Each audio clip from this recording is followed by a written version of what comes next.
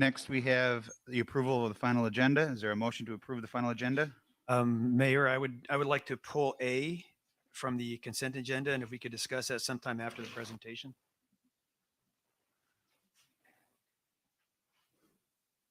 Okay, so you want to pull A and pull it down after the presentation?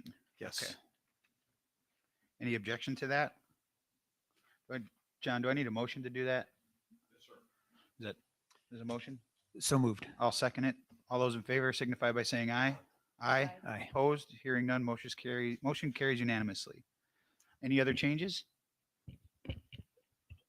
Hearing none, is there a motion to approve the final agenda as amended?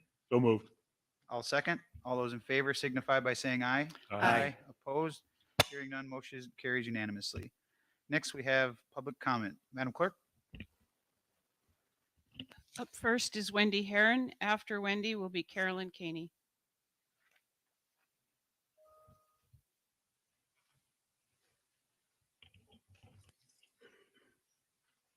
Good morning. My name is Wendy Heron. You just heard that. I have a property mid-island on Sable Drive, which I have lived at for 16 years, my parents before me, and I am a full-time resident.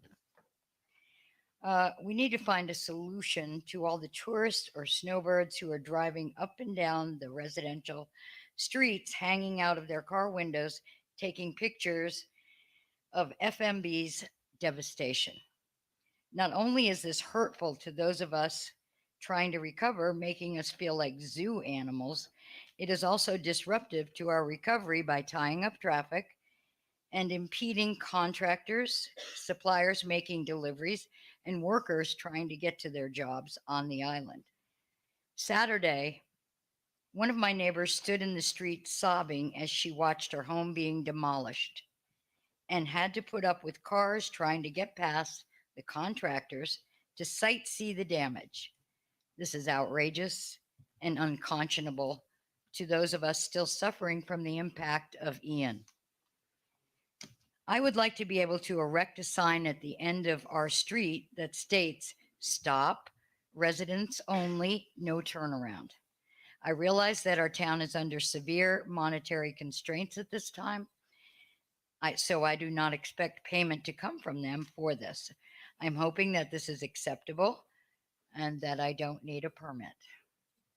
However, if we do, I know my neighbors would help cover the cost for this, and I would cover the cost of the sign. I'd like to close by saying I'm very glad for all the businesses which are slowly recovering and grateful for all of those who frequent them. I love all the little food trucks that have popped up and the variety of tastes that they offer and how they're filling in until our local restaurants get back on their feet. Bravo to these intrepid entrepreneurs, and thanks to everyone toiling to make our little island whole again. Thank you very much. Thank you, Wendy. Carolyn, do you want to speak now or during the public comment of the hearing? Okay. David Bauer, same to you. Do you want to speak now or during the public hearing for the item? Okay. David Bauer. Up after David would be Tahita Mateen. Hi guys, I'm David Bauer. I live over by Beach Access 15, full-time resident. Spent the last 7 years roughly rebuilding the home, bringing it up to code, doing just about anything I could think of to shore up the house and make it better. Pulled permits for everything. During that process, we applied for a permit to rebuild our front deck. And we were told at the time that even if we plank, we have to move the front porch. Well, the front porch has been there for 50 years. In so doing, the city made us pull the whole front porch back 6 inches. Well, the 6 inches didn't help anybody. It didn't raise anybody's view. It didn't make anything better for anybody, but it cost us $20,000. So in that same permit, we wanted to raise our air conditioner unit, leave it in the same location, and raise our air conditioner up to code. That was the last of the things we needed to do to make our house whole. They didn't allow us to do that. They said if we touched the air conditioner, we had to move it to another side of the house. Well, I'm on a corner lot with a canal. So I'm 25, 25, 25, and now 10, I think, is the new side setback. I'm currently at 8. So as a result of not allowing us to raise our air conditioner, that cost us another $7,000 because it went underwater. So everything in our home survived except for the air conditioner. So all our choices were good. I'm asking that we stop, take a look at realities with these setbacks, porches. How long's the house been there? And not just jump onto a piece of paper and say, oh, you have to do this or else. We should be able to repair something that already exists, even if it is encroaching on a grandfathered setback. That a repair does not implicate that owner to bring that section up to a new setback. It just doesn't make sense. We're faced, and you guys are doing a great job. Oh my God, I can't imagine the stress that you guys are under these current situations. We're faced with making this city something amazing again. And we have to use some common sense on some of this. Some of these homes that have been here for 50, 60 years that no longer conform on a lot, they should be able to go back to their same original footprint. There's houses on the beach that the lots are way too small. If you start doing anything in a setback, it's a big problem. We need to use common sense in this, and we can no longer keep forcing a homeowner to do things that just don't make sense. It's Time. costly. One last thing, the canals are in deep trouble, as we all know. I was a licensed dredging contractor for years. We need to start some kind of dredging program. We need to start this right away, get the permit going, get the Army Corps involved. I figure that we've lost about a foot of navigation. David, I need you to wrap it up. You've Okay. had your 3 minutes. I'm sorry. Thank you. You're Thank you. welcome. Thank you. Thank you, sir. Thanks, David. Tahita Mateen.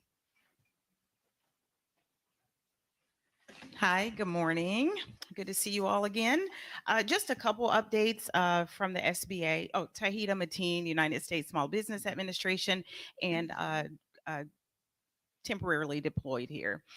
So we didn't receive, the state did not receive an extension for Hurricane Ian, but SBA is still working on a grace period, which means for those people who have had physical damages, you are still able to submit an application for physical damages, homeowners, renters, business owners, nonprofit organizations. The only thing that they have to do is submit a justification as to why they missed the deadline. So that's going to be an automatic pop-up. Even if they do the application online, it's going to be a pop-up window to say, why did you miss the deadline? You know, you have to submit it in writing. That will then go to the Processing and Disbursement Center, and they will make a judgment on if that excuse is accepted or not. So just don't take yourself out of the qualifications before you apply. The DRCs are still open in Lee County. If you have a denial, you're in reconsideration, you have a withdrawal, please go in there and get your questions answered. You have 6 months to reconsider if there was a homeowner or a renter or a business owner that was denied. You have 60 days for those people that were approved and you're not sure if you're going to take those funds or not. You have 60 days to say yes or no. If it goes a little bit beyond just keeping good communication for us, there are some people waiting on their distribution. We have made some urgent requests to the Processing and Disbursement Center for those people who have returned everything, but they're still waiting. In other cases, we're still waiting for people to sign their loan and security agreement. They have a certificate of flood insurance. They're trying to wait and get their partners to sign the loan and security agreement. So they're chasing them down. So in some cases, we're waiting on that. But some cases, the people have returned everything. And those are the urgent cases that we're looking into. It is moving along, and I'll get an update with that soon. The working, paying special attention to those business owners. If you had physical damage, you can still apply.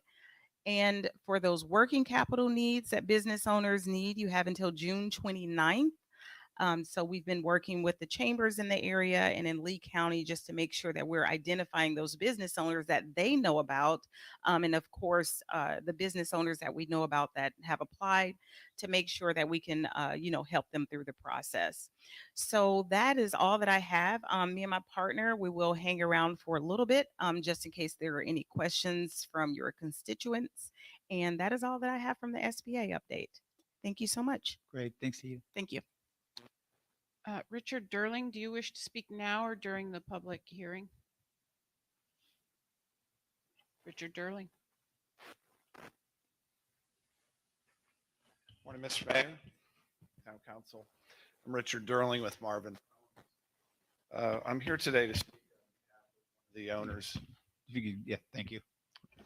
one of the property owners here in Beach at 434. The owner is Sarah Tarble, and her property is one of those lots that's up on the north end. That's only a 50 by 60 foot wide lot. The direction that we're getting from the city is that we possibly can build back because her house was completely, okay. Thank you. House was completely destroyed, so there's nothing left. But the direction we're getting is that she can replace like for that structure. That structure was a 26 by 26 foot structure roughly, so less than 700 square feet. She would like us to build a 2-story home over parking at, of course, the current FEMA elevation requirements and the current building codes. The direction again is that we can build like for like, which would be one story over parking. For those of you who don't know of Marvin Homes or our company, we build a home that's out in Cape Harbor, which are called the Funky Fish Houses, and I'll show you a picture of these. Give that to you.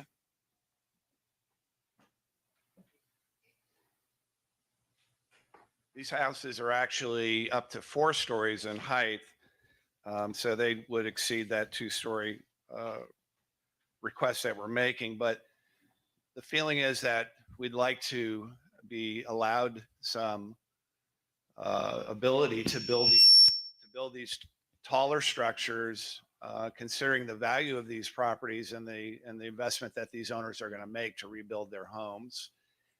There's 12 lots in this neighborhood, 3 rows of 4 houses that run from Estero Boulevard to the beach. Currently, only partially one is left, so there's 12 houses to be rebuilt in that area. I would point out that there are neighboring properties that exceed those elevations, so it would be in conformity with the ones that are around it. But here again, with these owners trying to recover and build something that is attributed to the value of those properties and giving them the flexibility of having something that's a little bit more livable than 700 square feet, that they would like to have this opportunity for you all instead of going through the variance process to address this up front so that it makes the recovery a little bit easier for all of us. So again, if you would take that into consideration, that those properties that are that small, we're proposing that we build within the same footprint. And with these little funky fish houses in Cape Harbor, very small footprints, but we're allowed to go the 2 floors. So again, thank you for your consideration. Thank you, Richard. Jesse Field. Good morning, everyone. I appreciate you allowing me the opportunity to speak. The reason why I'm going to talk to all of you today is I'd like to be considered to be on the Bay Oaks Advisory Board. I'm a beach parent, so I have a vested interest in this board.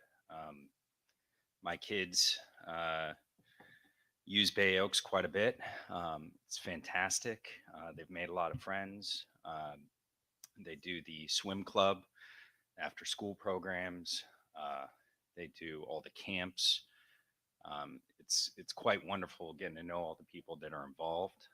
They're really dedicated to what they do every single day. I myself actually use the gym probably 3 or 4 times a week prior to Ian.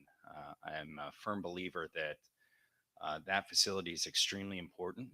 That's for sure. And I think it could be even better than what it was prior, which is saying a lot. So I would like to be considered on the advisory board and really appreciate your consideration. And I'm looking forward to what Bay Oaks is going to be. Thank you. Thanks, Jesse. Madeline Boyd. You wanted to talk about the sidewalk cleanup. Madeline Boyd, 21054 St. Peter's Drive, and co-owner of the Beach Bar. I've been coming every week to complain about the sidewalks. I just wanted to say kudos. They look so much better. It was so much safer walking here today. Sorry I couldn't participate, but I was painting till my company came at noon. But thank you, Jim, for spearheading that. Thank you, Madeline. That's all I have signed up. Is there anyone else that would like to talk during public comment? Yep, go ahead.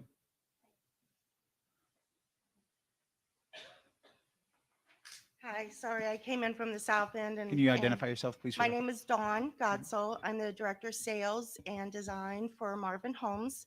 I'm actually here also, as Richard Durling was, representing our customer, Sarah Tarble, who I've been working with for the past few months and hopefully coming up with a way to rebuild her cottage, her beloved cottage, which was swept away. She wrote a letter, so I'd like to read the letter to you on her behalf.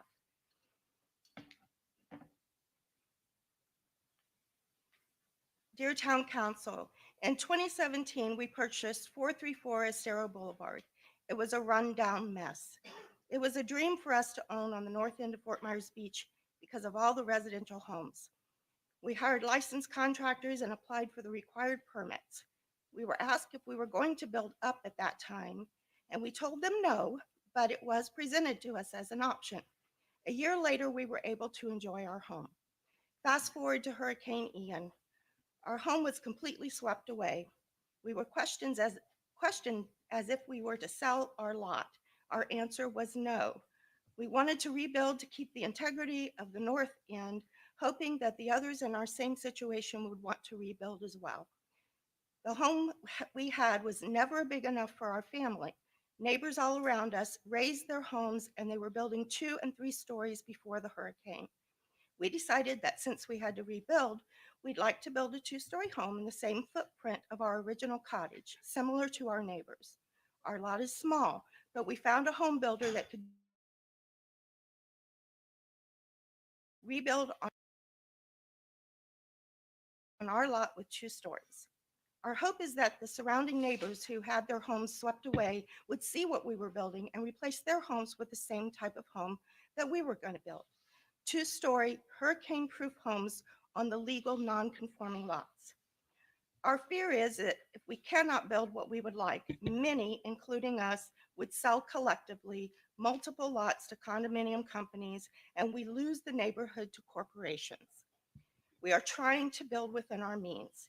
If we build a 1-story, it will not fit our needs, and it will likely exceed our budget for just 800 square feet. On the other hand, if we can build upwards without investing a lot more money, we will have created a nice home and contributed to rebuilding what Fort Myers Beach is known for, single-family vacation homes and eventually a retirement home.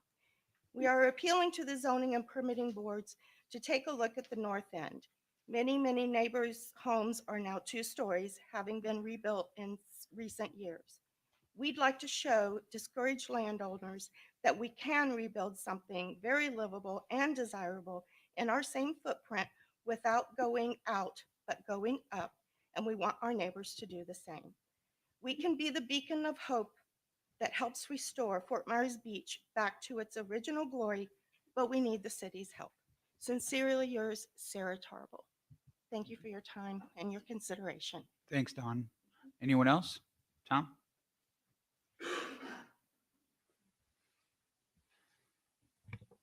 Morning, everyone. Tom Torgerson, 301 Palermo Circle. Just briefly to talk about beach nourishment and beach emergency dune projects. First, the emergency dune project, which is right in front of us. Origins, I'm sure it has something to do with Hurricane Ian. So that in itself suggests that it's come about in a relatively short period of time. The residents have been distracted, to say the least, and really haven't gotten our heads into this till now. that it's being circulated that we have these easements to sign. So getting our heads into it, we're here today, and I have some concerns with what's being proposed as is. I want to go on record that I'm really supportive of both projects, both the renourishment project and the emergency FEMA dune project. My concern is all surrounding vegetation. And I know there's 3 options that the town staff generated and have been approved by FEMA. They're custom design plans. 1, 2, 3. 1 is considered low profile. I studied that plan, and I don't conclude that it's low profile. So I started doing my own research, and there is vegetation that is low profile called the railroad vine, which is extremely hardy in this environment, this exact geographic location, and sand and dry conditions and salt conditions, approved by FEMA. Now, that only grows to a height of 4 inches to 6 inches maximum. In the low profile as is, there's plant material in there that grows over 3 feet, 3 to 4 feet, and that's the low profile option. So I'm putting before you today, I think I speak for a huge contingent out there that would like to support these projects, but is concerned about the vegetation options that are on the table, and would like a true lower profile vegetation option of primarily the railroad vine plant material. The other aspect to consider in this is views to the beach, and the higher profile plant obstructs views, not just residents and business owners and their guests, but those that use the beach. It's a view obstruction. But the other thing it does is, and I use this term being born and raised in Minnesota, it acts as a snow fence. And it just magnifies the speed of which the originally intended dune height was created as. It causes it to grow exponentially faster. And I understand that there's maintenance options to go out there and rake your sand away from your dune and somehow get it into a front end loader down on the beach and get it off island. But I question really how practical that is. And the lower profile material doesn't do the snow fence effect to the extreme level. So, but it is entirely erosion, highly rated as erosion control and to protect the dune. Deep rooted, the nodes all over the place that go deep root and protect the dune. It's a full mat coverage. It's not Tom, I'm gonna sparse. need you to wrap it up. Oh, did I hear the time went off? Yeah. That's it. It's not too late to get a true 4th and maybe 5th option. We could go in there with all railroad vines as one option, and some with maybe 80-90% railroad vines with a little bit of daisy, and maybe on the ends a little bit of sea oat sprinkled in there. My gut says they're going to at least accept one of the 2, if not both of those options, and I think it's not too late. Thank you. Thanks. Anyone else choose? Yes, sir.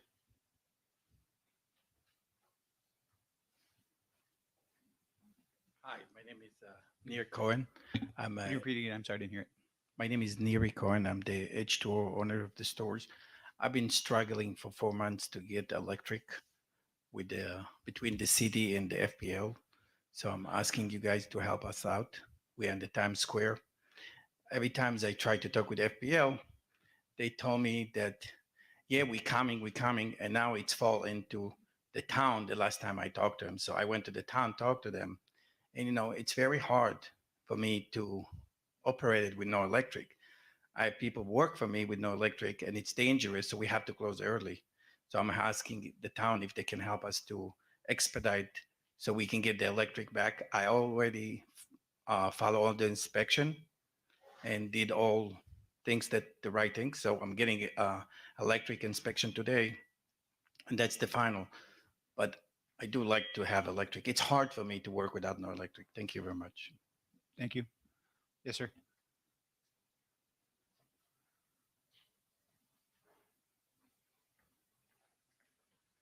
Good morning. I'm Dan Dodrell with Daniel Wayne Homes, and I'm representing the owner at 20 Matanzas Court. They're on one of the small lots. She's getting pushed both ways because it's a corner lot, which I believe you guys are going to address in your setback ordinance. So she's getting double setbacks because it's a corner lot. It's a small lot. But then if she's being told if she does rebuild, she can only rebuild the about 800 square foot cottage. And she purchased that property for a lot of money just a couple of years ago. We are also building the new house that was under construction before the storm at 441 Estero Boulevard, which is right across the street from the previous folks that were speaking with Marvin Development. That's on a 45-foot wide lot. We met the 7.5-foot setbacks. We kept our mechanicals out of the 7.5-foot setback, and it's 2 floors of living over parking. And I'm having a hard time explaining to the other people why we can do it there. I know it's a little deeper lot. It's on the bay, but still 45-foot wide lot, 7.5-foot setbacks. We're 25 feet off Estero. Does have a bigger backyard, but it's 2 floors of living over top of parking. It's built to the code. Third example is 327 Estero Boulevard. We had that finished before the storm. The owners rode the storm out. You can go down and look at the house. It survived great. The code works. The FEMA elevations work.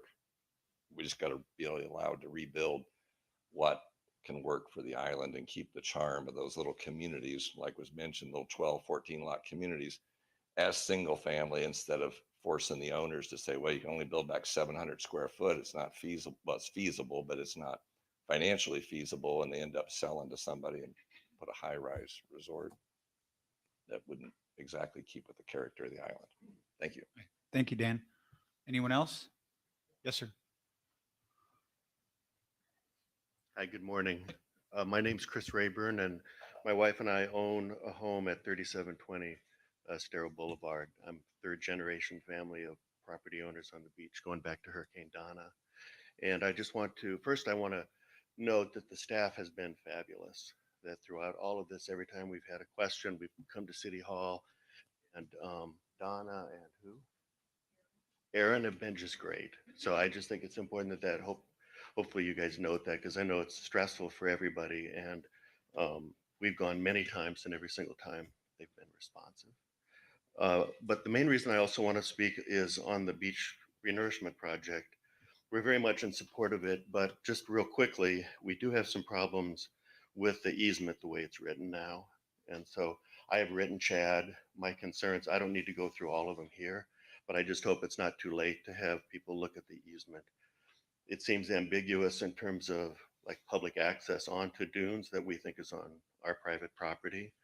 And there's some liability issues that we have some concerns with. So hopefully it's not too late to take a look at that, and Keith can pass that around, because I know Chad shared it. Okay, great. Thank you, everybody. Thanks, Chris. There's someone over here that, yes, sir.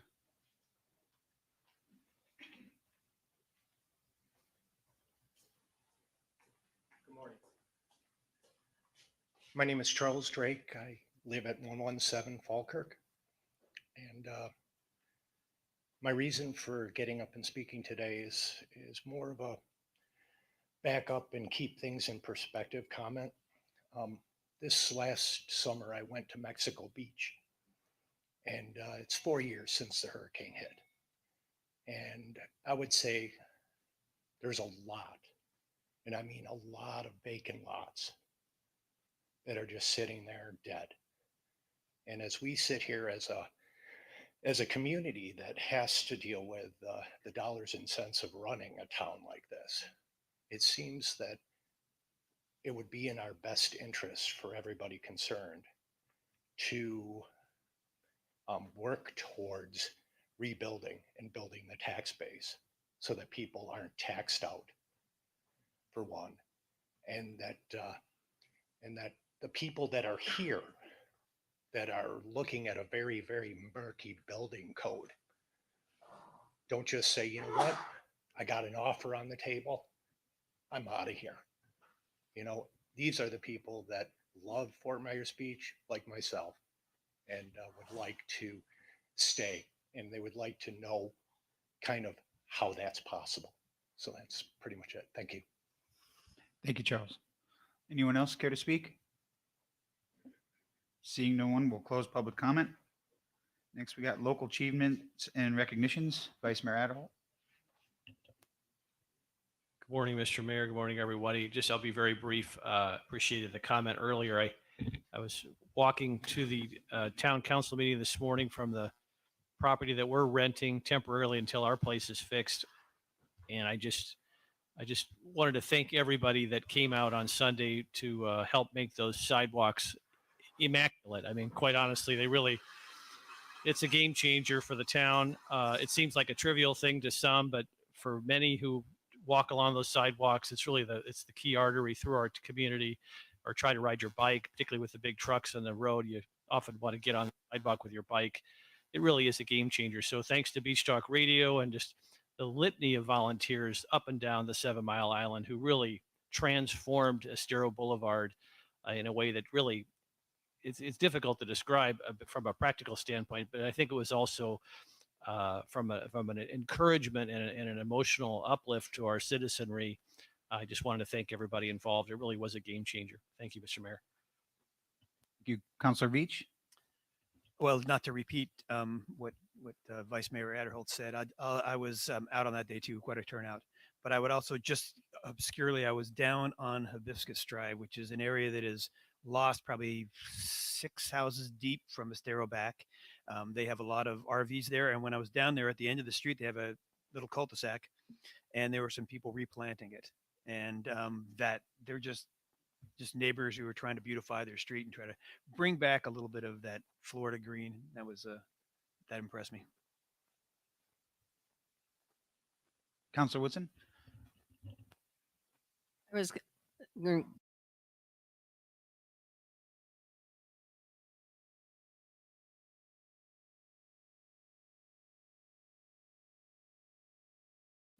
Well, I was going to comment on the cleanup as well, but I mean, it goes without saying. I mean, the commitment to this island by our residents, by other people who visit the island, has just been amazing for me.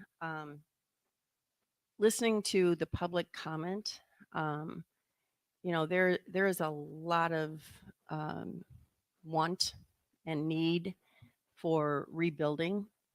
And I personally think that as we move forward, we really need to look at that. And I know we are, and things take time. And I know everyone's not very patient, and I'm the least of the patient people. But just know that we are looking into all of these things, and we will keep looking into them, and appreciate so much all of you coming out and talking. Thank you.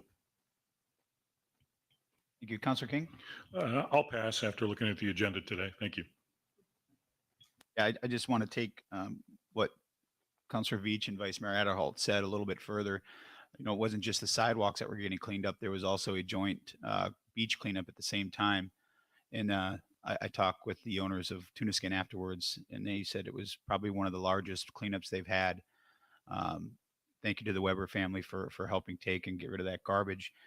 Also, the contractors that came down, there were several, myself included. So, ironically, Vice Mayor and I ended up at the same place, and I brought my little stand-up skid steer down there, and we were moving piles to one bigger pile, and a contractor on the island showed up with one of these massive front end loaders to help scoop up piles and make it easier for the town to get rid of. So thank you to them. Thank you to the people that came out, and I'm sure they're feeling a little bit of pain today from the shoveling and the brooming, but a little exercise never hurt anybody. So thank you.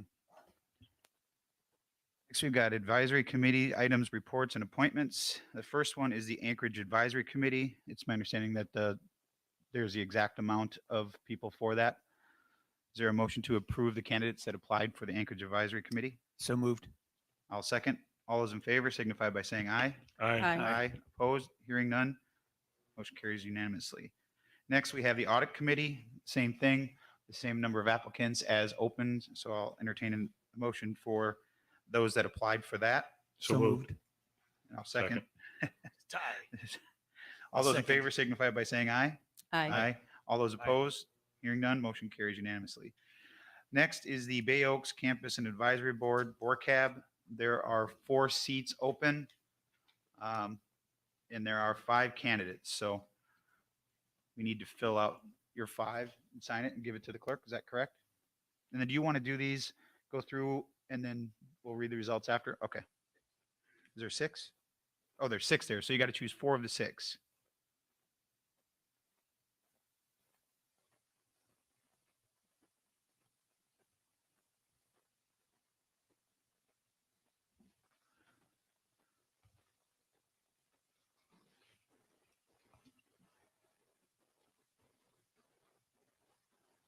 Everyone got their 4? Not quite yet. Not yet.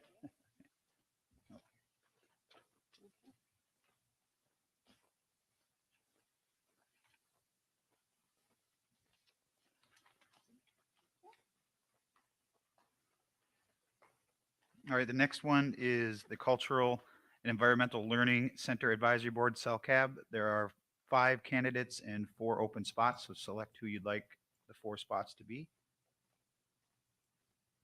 Now, just for Amy, you put a note on this that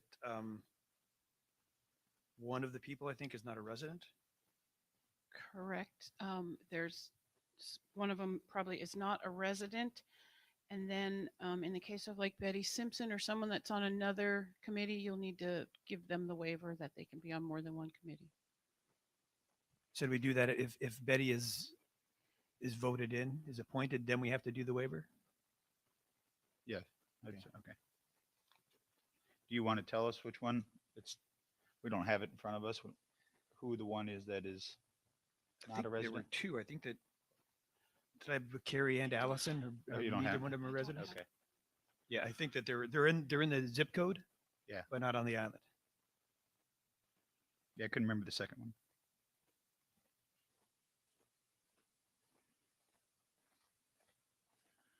Oh.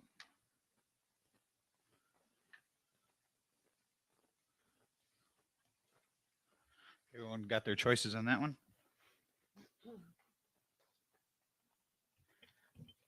The next one is the Marine Environmental Resources Task Force. Same thing here. There's the same number of people have applied for the open positions. Is there a motion to approve those that applied to be on the MRF? So moved. I'll second. All those in favor signify by saying aye. Aye. Aye. Opposed? Hearing none, motion carries unanimously. Next is the Public Safety Committee. There are 3 open positions and 4 candidates. So go ahead and make your selections on those. And this one again, I think there's a couple of off-island people. I believe so.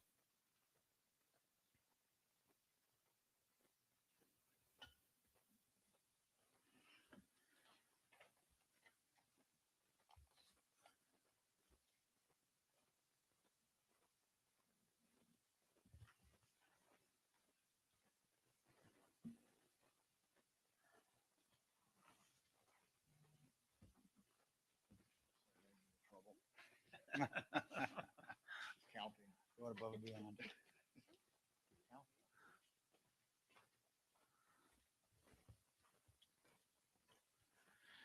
Amy, do you need a little time to tally those? We can go and do the approval and come back? Okay. Next will be the approval of minutes, the Town Council January 9th meeting, the Management and Planning Session from January 12th, and the Town Council meeting of January 23rd. Is there a motion to approve the minutes? I'll approve. Second. Got a motion and a second. All those in favor signify by saying aye. Aye. Opposed? Hearing none, motion carries unanimously. Not to put you under the gun, but we're going to go back to you, Madam Clerk. No, you're not ready yet? John, can we go ahead with the presentation and then come back to allow her some time? Probably might be more efficient to bypass presentations and go to the consent agenda. Just a thought while she. If you say that's what we can do, we will go on to the consent agenda. Agenda item A has been pulled and moved up to be discussed after the presentation. Is there a motion to approve B and C of the consent agenda?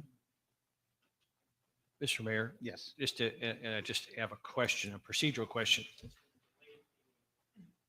Just for the public's benefit, Chad or Mike explain, or maybe the attorney, what B is, how it relates to A, or if it relates to A, because I think there's certainly. I'm losing my mic here. The item B on the consent agenda is separate and distinct from the emergency beach berm project, which is going to be discussed in presentations in item A.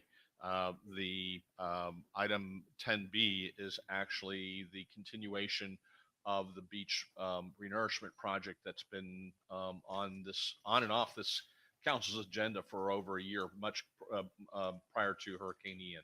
It just brought more urgency to it as a result of the impacts of Hurricane Ian.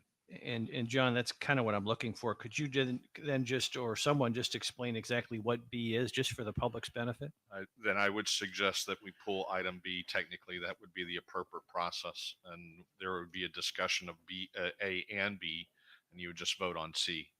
Any item that's involves discussion or other than just a straight vote needs to be pulled. Yeah, not interested in discussion, just a description of what it is. But if you would prefer to have it pulled, I think it's so joined with A, even though they're separate entities, separate issues.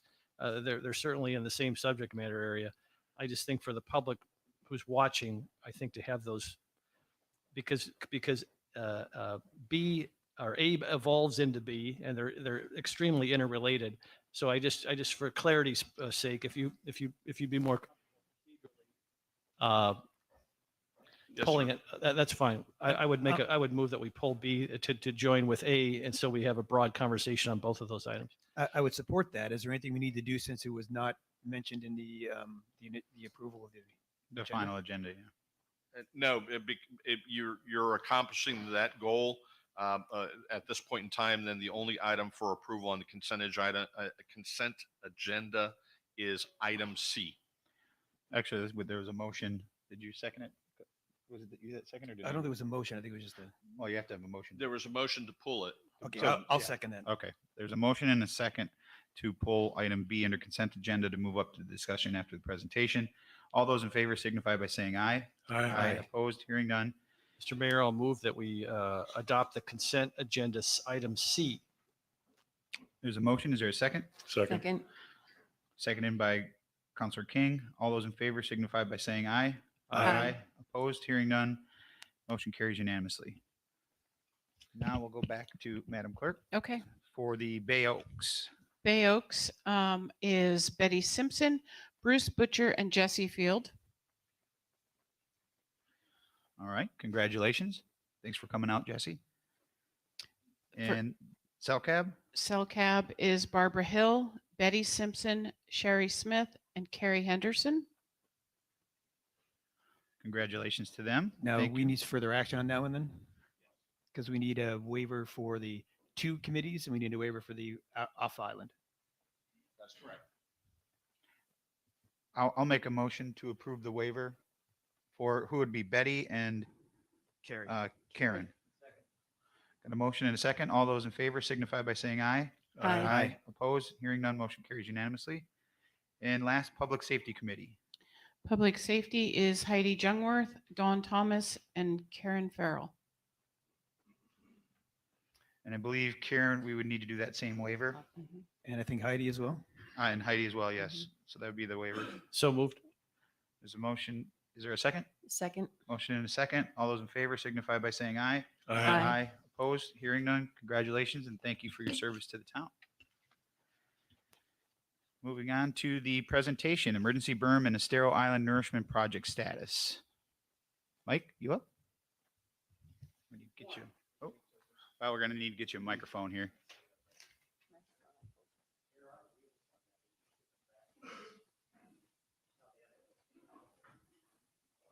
Look at that, game changer.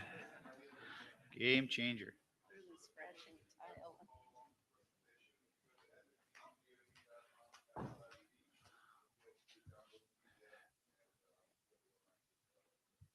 Could you say that for the mic on the mic? Yeah, So, come- I would, yeah, I think he said that if you want to follow along, go to fmbgov.com/beach and you can follow along with the presentation. Yeah, There link is- at the top of the page. There you go.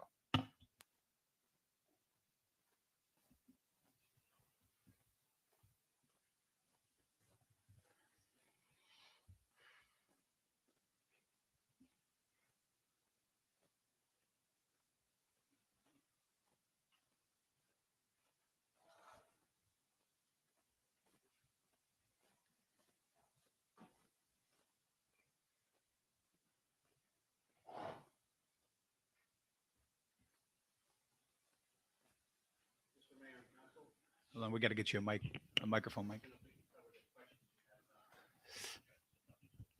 Yeah.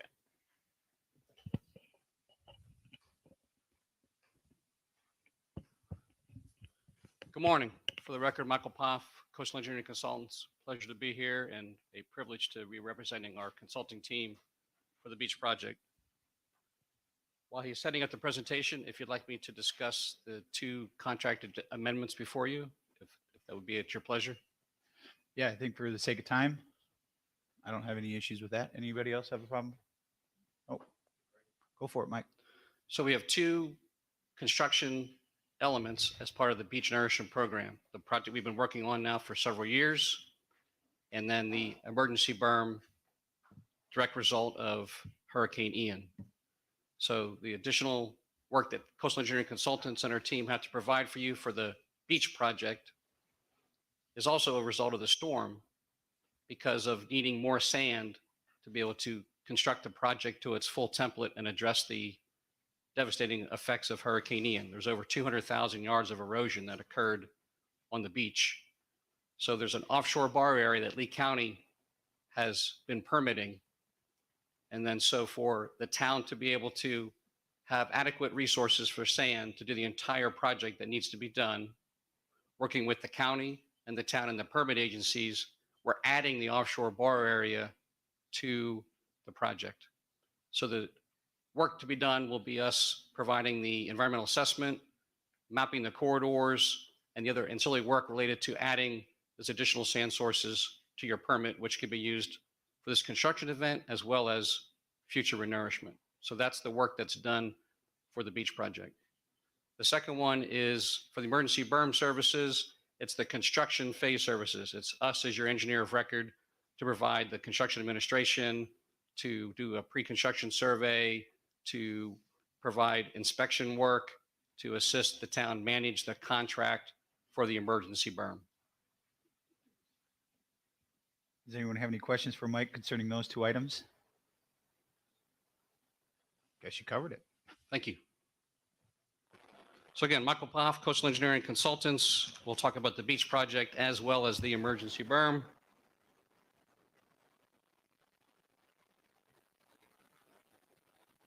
I'll do a beach project update, talk about the funding. The construction easements are always a question for the residents, property owners. We'll talk about a little bit what happens during construction. Some of these slides we used at the presentation we gave last year, but I think it's important as we get closer to the construction window to keep talking about what's going to happen during the actual construction. And then the new topic is the emergency berm. Specific to the beach project, I'll list the beach fill segments and any updates we've made since I was here last with you, the impacts of the hurricane, the bar areas, which we just kind of touched on, the permit status, and update of the costs. The original project limits ran from Bowditch Point down to the south end into the critical wildlife area and to what is known as monuments, which are reference monuments established by the state R207, which is around the Sun Caper condominium. The north segment is what was restored in 2011, went from Bowditch down to about Canal Street, R182. The central section ran from R182 to R203, 182 again at Canal, and 203 right around the Crescente and Bermuda Dunes and Leonardo to Arms. As we got through the process, the residents within that south central segment, basically from Lanark Avenue south down to those condominiums I just mentioned at R203, approached the town, approached Chad Schutz, your environmental manager, and approached myself saying we don't want to be in the managed beach program. We have an accretional beach. And as we said at that meeting, this is a town plan. And so you listen to them, we listen to them. And so that section was removed from the permit at their request. So we have the north to central sections, which will run from Bowditch to Lanark, and then basically from Crescente down to Sun Caper on the south side. These are the three beach fill plans. A lot of detail in these plans, so I encourage everyone to go onto the website and look at them, download them, study them. If you have questions, get back to chat or I.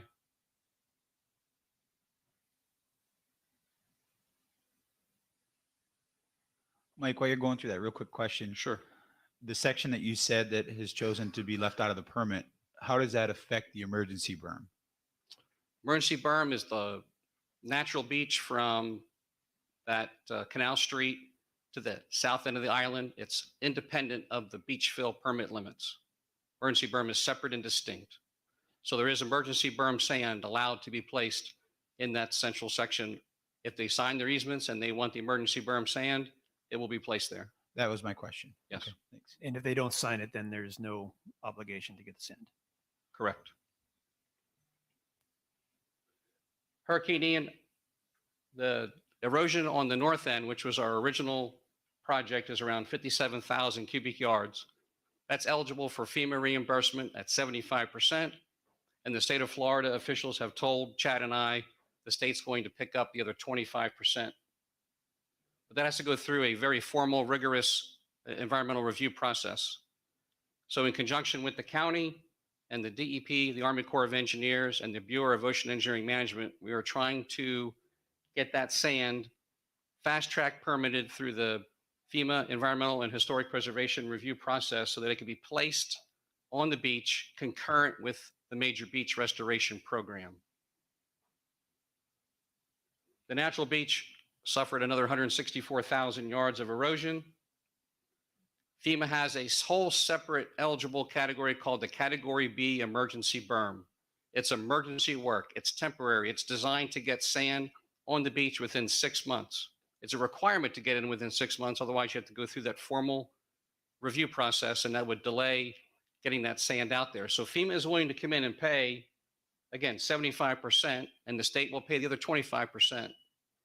So in essence, we can get 100% cost of that first 90,000 yards put on the beach, which is the emergency berm. And I'll talk about the more details of that at the end of my presentation, because I know that that is something that's new to everyone, but it's has to be done quickly in order to garner that money at 100%. And I'll talk about how we'll incorporate that into the major beach program.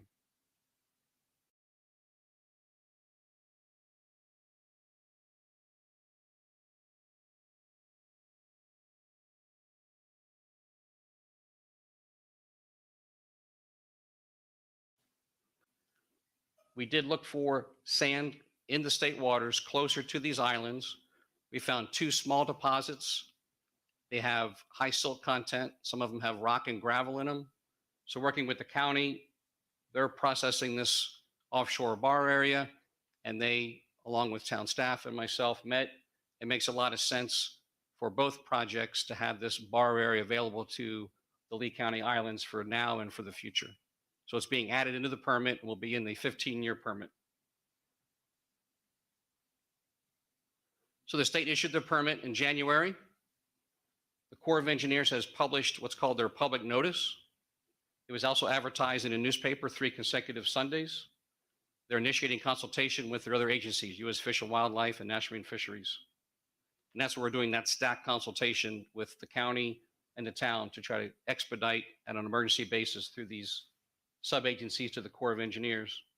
And then if you do use the offshore bar area now or in the future, you get to sign an outer continental shelf lease with the Bureau of Ocean Engineering Management. We've done 4 of these projects in the Gulf for other clients. We're very familiar with what needs to be done. It's an additional layer of authority, but it really doesn't come with any additional requirements, because the requirements that they'll impose for environmental monitoring are the same as what the state and the federal agencies would require anyway. So there is an additional cost to locate those corridors, which is in that work order for you. Other than that, there is no additional fees that will be required. And that cost, the design and permitting costs, are paid for around 85% cost sharing by the state and by the TDC for the county. I believe the cost sharing for design and permitting, I believe it's 15% for the town. So a lot of the costs are being offset in this new work order for the beach project by the TDC funds and by the state funds that are available. So in March of 2022, when we presented to you, the volume was 905,000 yards at a cost of about $23 million. Fast forward to today, if we allow the emergency burn project to be completed and place at 89,000 yards at FEMA and state 100% cost share, the volume for the dredge project will be 1,036,000 yards at a cost of about $25.2 million. The volume difference is about 14.5% greater. The cost difference is about 9%. Reason being is there's some fixed costs that are going to be borne but aren't necessarily continuing through all of the volume. So once the contractor's pumping sand, it gets a little cheaper to put the extra yards on the beach while they're already here and mobilized. Just are we sharing this mobilization then with Lovers Key? No, they'll be completely separate construction events. Okay, because I thought they were really pretty hard hit by this storm. They are, and they have a companion project that's moving forward as well.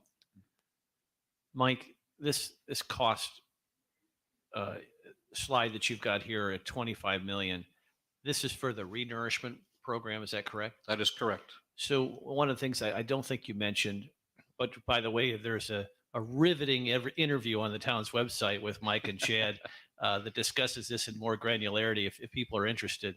But in that interview, I think you discussed the emergency berm piece that's paid for entirely by the feds and the state.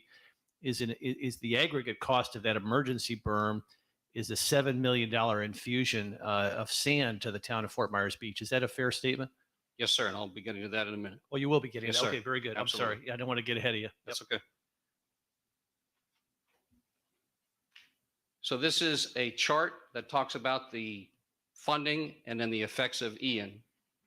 Design and permitting costs are across the top, and the budget is $502,000, of which the county and the state have approved, and a majority of that has been contracted into your agreements with the TDC and with the state, and the rest will be done through a new contract with the state that's coming up along with the construction funds. You can see the pre-Ian design, the 22 million, 905,000 yards. The town cost share of that, $932,000. The county's 7.55, and then DEP's 13.8. This is based on the critical wildlife area remaining in place, and all of the officials have told us at this time it's remaining in place, and the state intends to contract with the town to pass you that $13.8 million. So we talk about the losses from Ian on the north segment, that's the 57,000 yards, cost of about 1.4 million if it's pumped concurrently with the beach project. And as I mentioned, the state and FEMA are going to pay 100% of that 57,000 yards.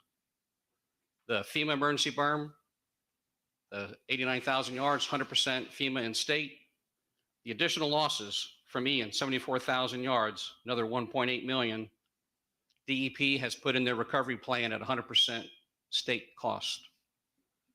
So the bottom line to the town is that number from the original project is still $931,000. Again, this is based on our estimates. It's going to be adjusted once we get bids. But the state in their recovery plan has proposed to offset all of the additional costs that normally would have been borne by the local sponsor.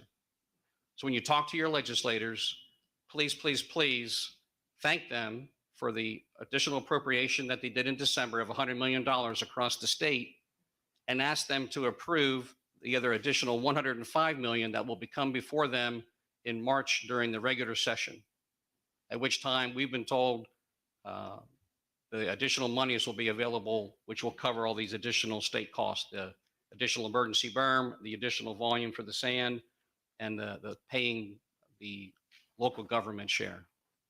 Just a clarification. You mentioned that you were informed that the state portion will remain state and they will cover that. This is the critical wildlife area, I assume? That is correct. Okay. Now, are they just saying they will commit to paying, or has that been legally decided? I don't believe it has been legally concluded, but their Office of General Counsel has told the regulatory staff at this time it's a critical wildlife area and you should contract with the town and permit it accordingly and write a contract for $13.8 million. Okay. Now, is there a chance that could be changed? I guess there is always a chance. Thank you. You're welcome.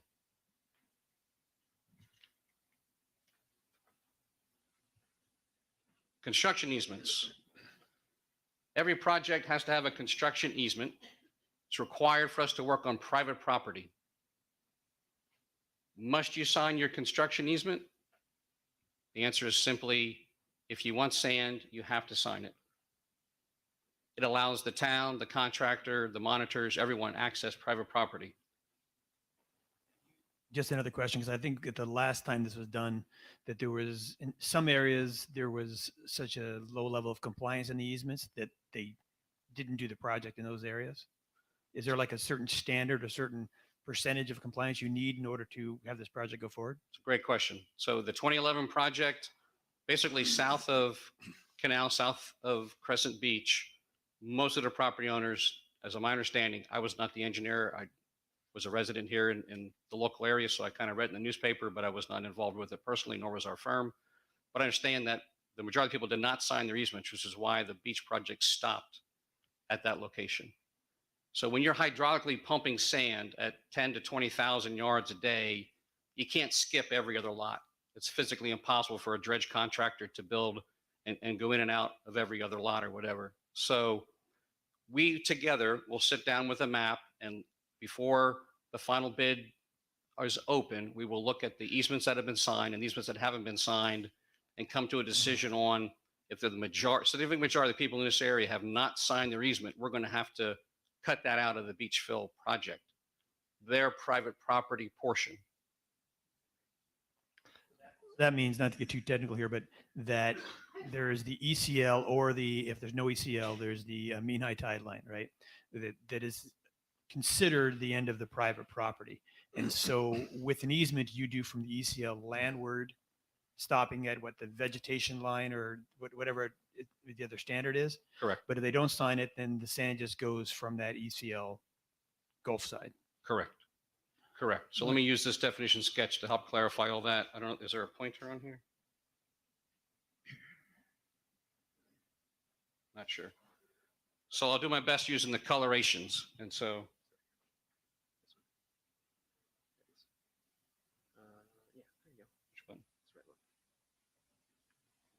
red for red. All right.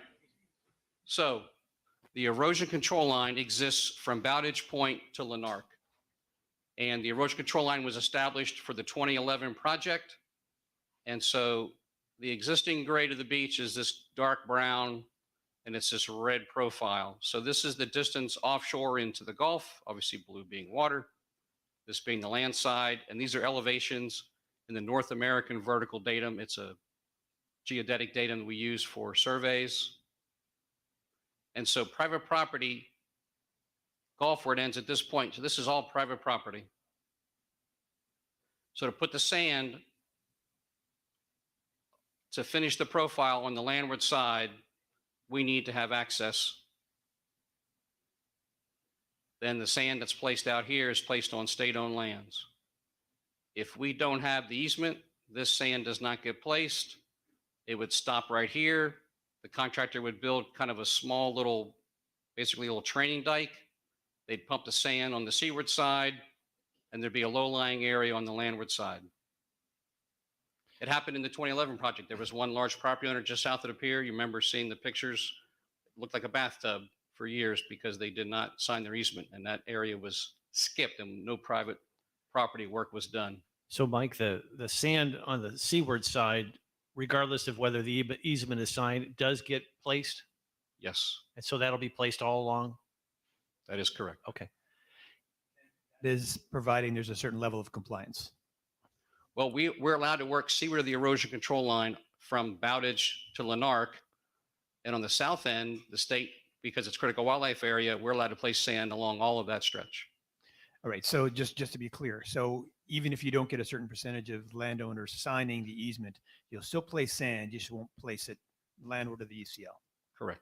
And Mike, just to give, and I know there's no such thing as an average plot of land on Fort Myers Beach, but and we'll get into some of the questions that people have about signing the easement here in a second, because I know there's some real questions about that. But just for the average landowner there, if they don't sign that easement and they don't get that sand placed on their property in front of the renourishment piece, what is if they were to do it themselves, or if they were later to regret not doing it or take part in this program, what I mean, I don't think people have a sense of the cost of putting this amount of sand on their property.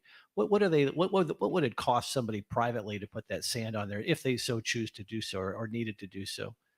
We just opened bids for the emergency berm, which is 89,000 yards. It's 7.5 million. It's about $85-90 a cubic yard. So obviously it depends on the size of the lot to fill that in. But if you took, say it's going to be 1,000 yards at $100 a yard, but that's assuming you can get it for $100 a yard. We got that price because you're doing 89,000. So it might even be higher per unit price to get sand trucked in at this time. So the range expensive. would be in the tens of thousands of dollars. Correct. So they would be potentially leaving that on the table then if they chose not to sign the easement, if they chose later to need this or want this sand. Is that right? Correct. Okay.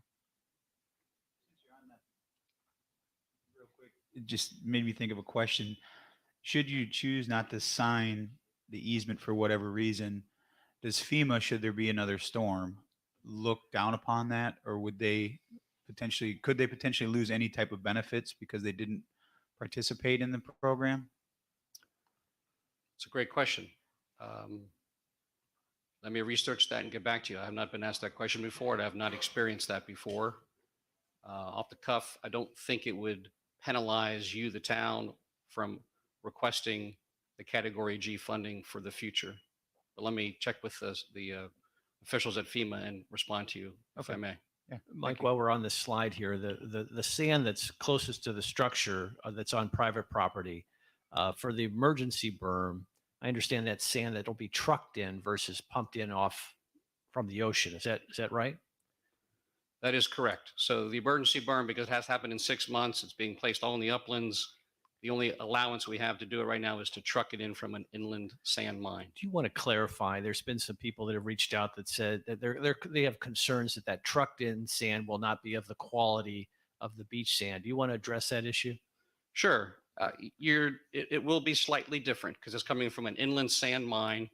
It gets screened through screens, so there won't be any shell in it of any measurable because they put it through these screens to get down to a sand product. It's been used. Collier County has gone almost exclusively inland sand. It's coming from, there's 4 or 5 different sand mines that are approved on DEP's list within our kind of local area from Immokalee to Ortona. And so it is going to be slightly different than what the native beach is. But the offshore sand is coming from a sand body, or the nearshore sand is coming from a sand body that's underwater. That sand's been there for thousands of years. So once it gets pumped up on the beach and gets exposed to sunlight and to storms and rains and what have you, it starts to take on the characteristic of that native beach. The offshore bar area and nearshore bar area are much more similar to our native beach than the trucked in sand. So you'll see a slight difference in the upland sand. You'll see a slight difference when the offshore sand or the nearshore sand is pumped on the beach, but they will more quickly take on the characteristics of the native beach again as it gets kind of washed. We're going to put 1.0 million yards from the most compatible sources we have. We're only putting 89,000 yards of truck sand. So it's not going to change the character of the native beach on Estero Island. If you were just to come in and truck in 89,000 yards and do nothing else, you might see a little change in the characteristic. Because we're going to overwhelm it with that million yards, it should be, while noticeable for some period of time, our experience with these other projects that use a lot of truck sand is it just takes longer, takes more years of Mother Nature weathering it till it starts to look more natural. And Mike, as an expert on sand, is the trucked in sand, even though it's different, is it still considered quality sand? Yes, sir. It has the right grain size distribution. It has the right color, albeit it's probably going to be slightly gray because we're working in a very fast time frame. In a perfect world, if we were going to use truck sand, I would ask the contractor to mine the sand, screen it, and spread it out and let the sun bleach it and let Mother Nature weather a little bit and then bring it to the beach. But since we're working in emergency conditions, we got to get it to the beach as fast as we can and let Mother Nature do her job on the beach once it's there. Thank you. I would just point out that I have some of that Trex sand. We put it in to kind of shore up some scours, and it's very white. I don't know how good it is for making sandcastles. Haven't got there yet, but it is very white, whiter than the normal sand, and I'm sure after a while it'll all mix, like you said. Absolutely correct. Absolutely correct. Now, the companion to the easements is the dune management plan. So I want to try to clear up any of the questions that are being asked and information being provided. The dune management plan's origin is the 2011 project. It was a requirement in order to get the county's funding. It's in the county code. It's also in your code. So in order to have public money spent from the TDC or from the town, you, the property owner, have to agree to have 75% of your lot frontage, golf parallel, planted, and it has to be a minimum of 10 feet wide. There's flexibility with the location of where those plantings can occur. And there is also flexibility with the planting plans. 3 planting plans were developed in the 2011 project. Chad didn't write them. I didn't write them. They were done by the predecessors in order to garner that funding and have a successful project that pretty much was done at 96% state and federal funding. So the town share was 4% for that project. You successfully worked with the property owners, and that's why you saw different dune features up and down the north end, because of the fact that there was those allowances. There's also an allowance to lower the dunes. So if they grow up too high, the property owner may come in, they may remove a volume of sand, lower it, have it replanted. The town, the town, are going to do the initial plantings and the initial work to establish the dunes. After that, it's the maintenance of the property owners. Mike, on that, so essentially what you're saying is if the dune grows too high, the landowner could come in and lower it down to what, 2 feet or whatever that height is, replant it and start again? Correct. Would the town require them to get a permit before they could do that? Where's Chad? I'm going to defer to. It's a free permit. Free permit. Okay, thank you. And so there was a request made, and I saw email traffic over the weekend about alternate planting regimes. And what I'll say to you is, you, the town, approved it, the county approved it, and the state approved the plan as is. If we want to make any changes, you'll have to make the request to change it and formally change it. We'll have to ask the county to accept it, and we'll have to ask the state to accept it. And so if you'd like us to explore alternate planting plans, that's something we can do on your behalf. I don't think it'll affect the end goal of starting construction late fall, but recognize there's 3 layers, local, county, and then state, that have to approve any changes to the dune management plan. Now this dune management plan is applied to the emergency berm as well as the beach renourishment? Great question. So again, kind of getting a little ahead of things, but the goal of the overall beach management plan is, once the emergency berm is in place, we incorporate the major beach project into that feature. And then that would be your planted feature. Then the property owners have the ability to have us adjust the location of that sand. At that point, once the emergency berm is done and we start pumping sand onto the beach, and now it becomes part of the beach project, it's in the permitted limits, it's now part of the dune management plan. It could be lowered as well. And those 3 planting regimes, or more if we go that route, could be all incorporated. So in a perfect setting, we'll come in and we'll put in the emergency berm. Depending on the timing of the beach project, either do some plantings now or wait and pump the sand and do the plantings at the end, and work with the property owners to adjust the height and adjust the planting regimes to try to achieve that 75% 10-foot wide requirement down the beach. So Mike, assuming, should the council decide that they want to explore more options of the vegetation to encourage more people to sign these easements, that would not stop or slow down the process of the emergency berm? Correct. It would not slow down the beach project or the emergency berm. And you believe that if that was the route that the council took, it wouldn't hold up the start of the full beach renourishment? That is correct.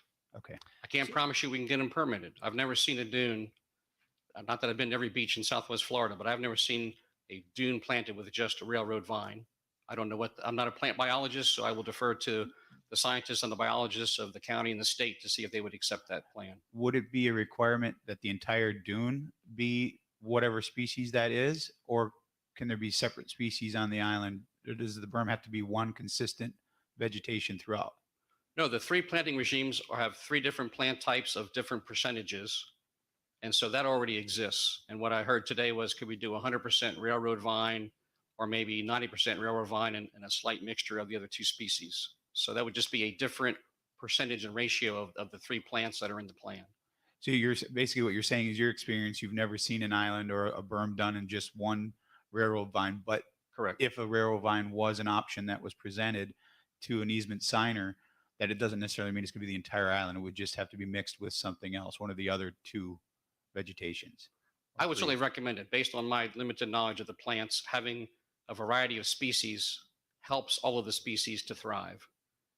Like I said, I've never seen 100% just one species on a dune. So not to say that didn't happen somewhere, I'm just not familiar with it. So I just want to kind of clarify. So the one thing I thought you heard you say is that if we do the emergency, someone does the emergency berm and they vegetate that, then that pretty much is their dune obligation. That is the correct. beach, that when the renourishment happens, there's no additional plants to go. That is in, correct. Right.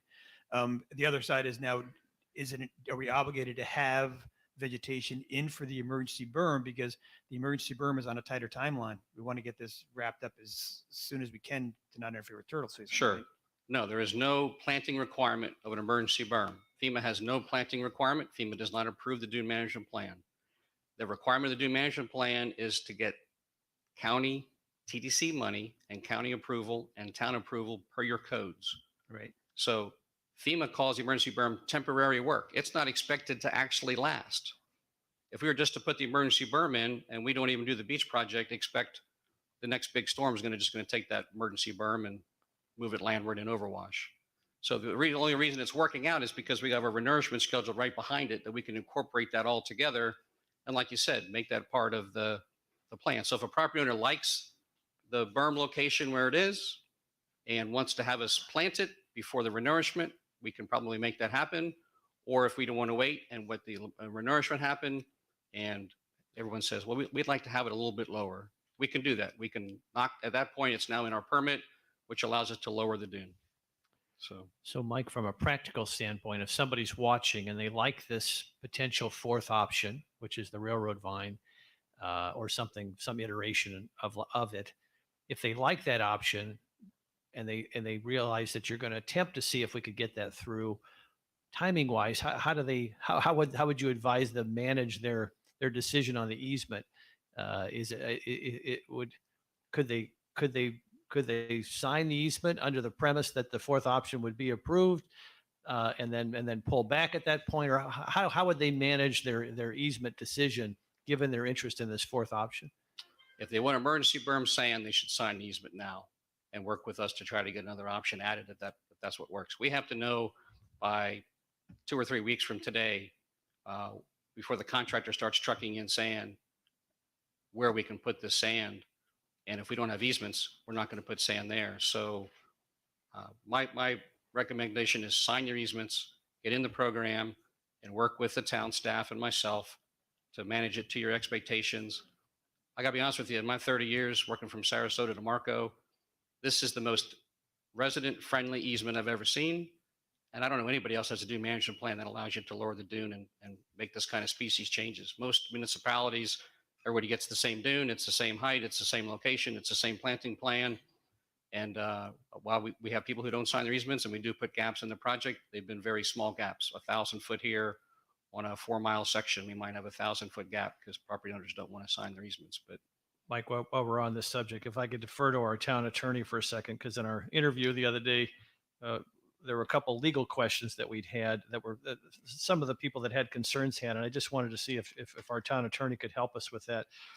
It was stated to me by somebody who had concerns that the easement clearly states that the public will be able to walk through private property. Is that your understanding of the easement, Mr. Town Attorney?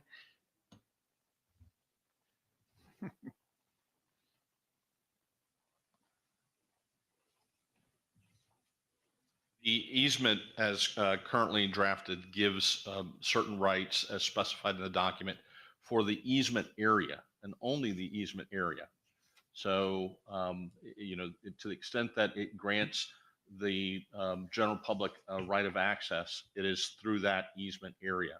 And so the limits of where the general public can go is a function of the legal description of the actual easement that it gets executed.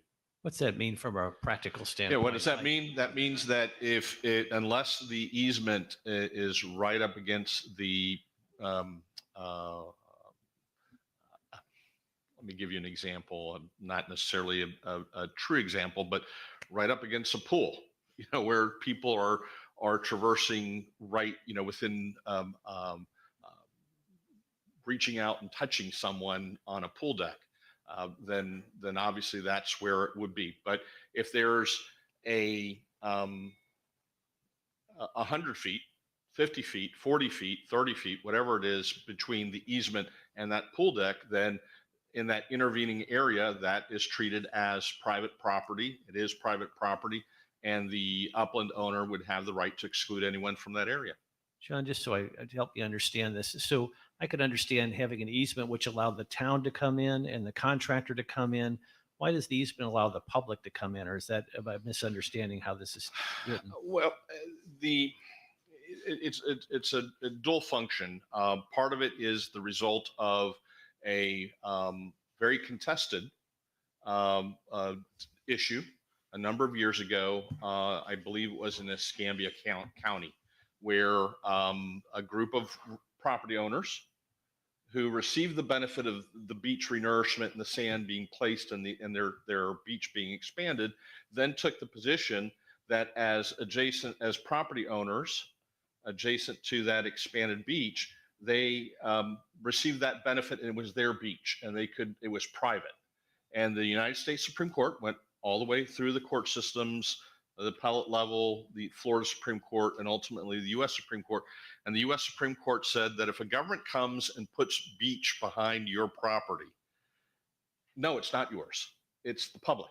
The taxpayers' money has been used to expand the beach. You get the benefit of that in the way of protection and against storm surge and things of that nature, but that is public area, and therefore you don't have the right to exclude people. So what has happened as a result of that, through the development of these easements, and we used a form that was I think published by either DEP or FEMA or a combination of both. The state agencies have added in that language to reflect that court decision, that if we're using taxpayers' money to provide a benefit, then everyone should be able to enjoy it. So this is a standard language based upon the court's Yes, sir. decisions. It's not some sort of a whim from the town here. This is No. something very standard in the easement process. But it's still interesting. It's still helpful for people to know that. And John, the other question I had, or it was asked from a number of folks, is that it's a 15-year easement. And Mike had explained that it's because of the permit's a 15-year permit. But the question that I get asked is, if people sign this easement, are there any tentacles that extend or any residual effects that extend beyond the 15 years to the property owner if they sign the easement, or does everything end at the end of the 15 years? If the term is for 15 years, it ends at 15 years. I think that to the consultant's comment that he made before is correct. I have seen some of these easements. One that immediately comes to mind, a private client in Palm Beach County. The beach nourishment project was taking place in that area, and the approach of Palm Beach County was, one, here's the easement, it's non-negotiable, and two, 100% buy-in, or we're not spending a dime. And so, we're trying to be as accommodating as possible. If there's a direction from this council to work on further on the form of the easement, we'll do so, and make it as property owner friendly, I believe was the term that was used, as possible. Thank you. Well, I just have a question, and this is my clarification. So On that easement area, the notes number 1 says the seaward limit of the easement area is the mean high water line or the erosion control line. Does that mean that if that easement area is approved and you bring in sand, so that sand then goes out to where those 2 arrows are, where it says mean high water line, and then it comes on 10-foot wide at grade? So that sand then comes out to like that little T that's there over on the easement area part, Over here. right there. Yeah. So does that mean the sand then, when you have that easement, it comes out that far to Yes. that area? Is that what that's Yes. signifying? Okay. Okay. John, just another clarification on the effect of the kind of the private property rights here. So as I understand it, they put sand down between the ECL and the landward, that becomes public, but that expires after the 15 years. So then it goes back to the original ECL.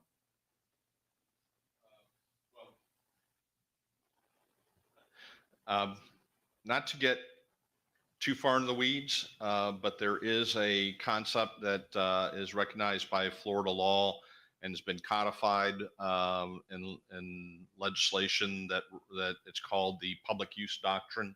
So if over time the general public uses a portion of the beach that otherwise might be considered to be public or is public, I'm sorry, private, the public has acquired a right to use that area in the manner that's customary to what's been taking place.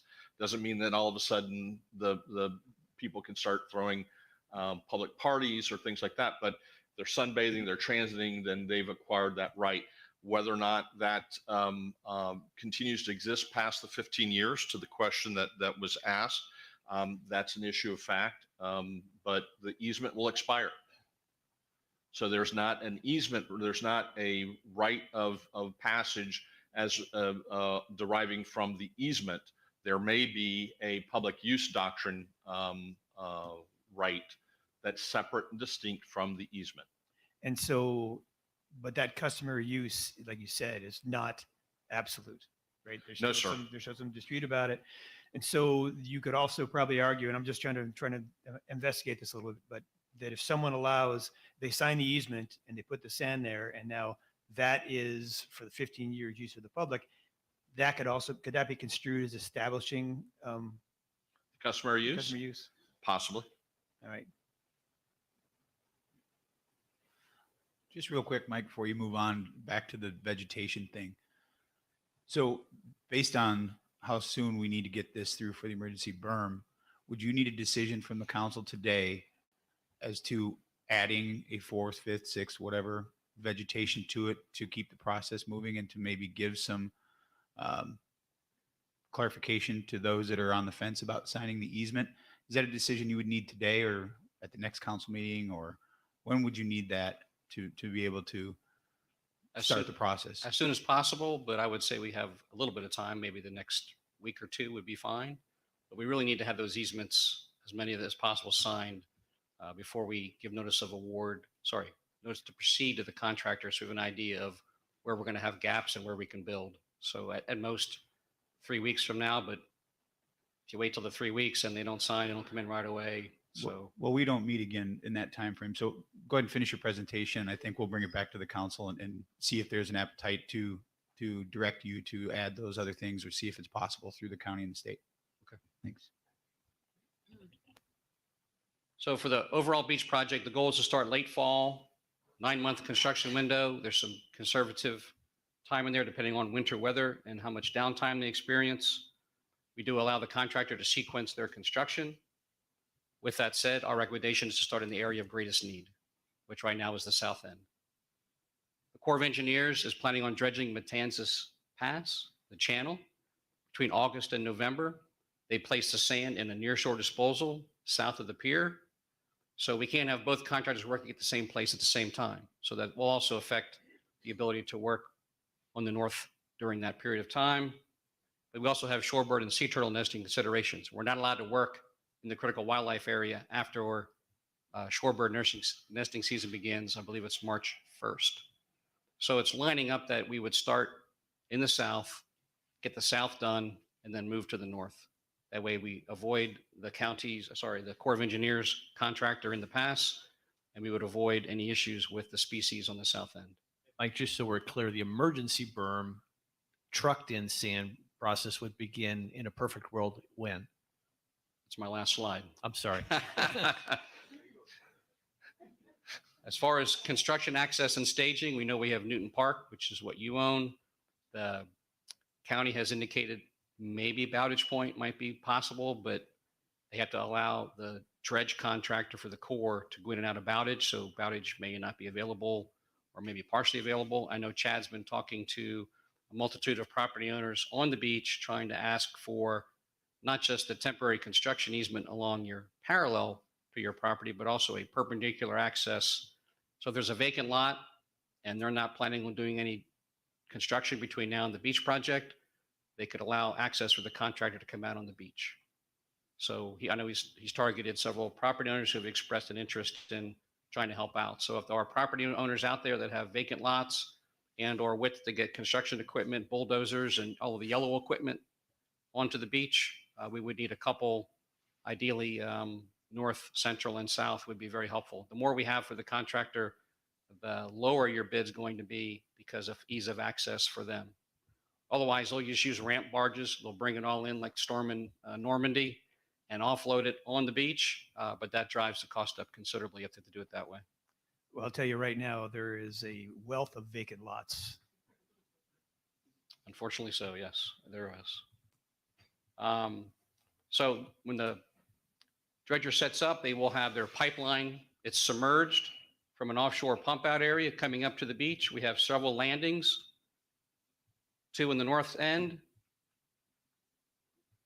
2 in the south end, pretty much coming in at the same place. These corridors are aligned with these pump out areas, the path of least resistance, avoiding anything on the nautical chart, avoiding any artificial reefs that we know about. They've been surveyed and or will be surveyed before the construction to make sure there's no resources in that swath to have the pipeline come to the beach.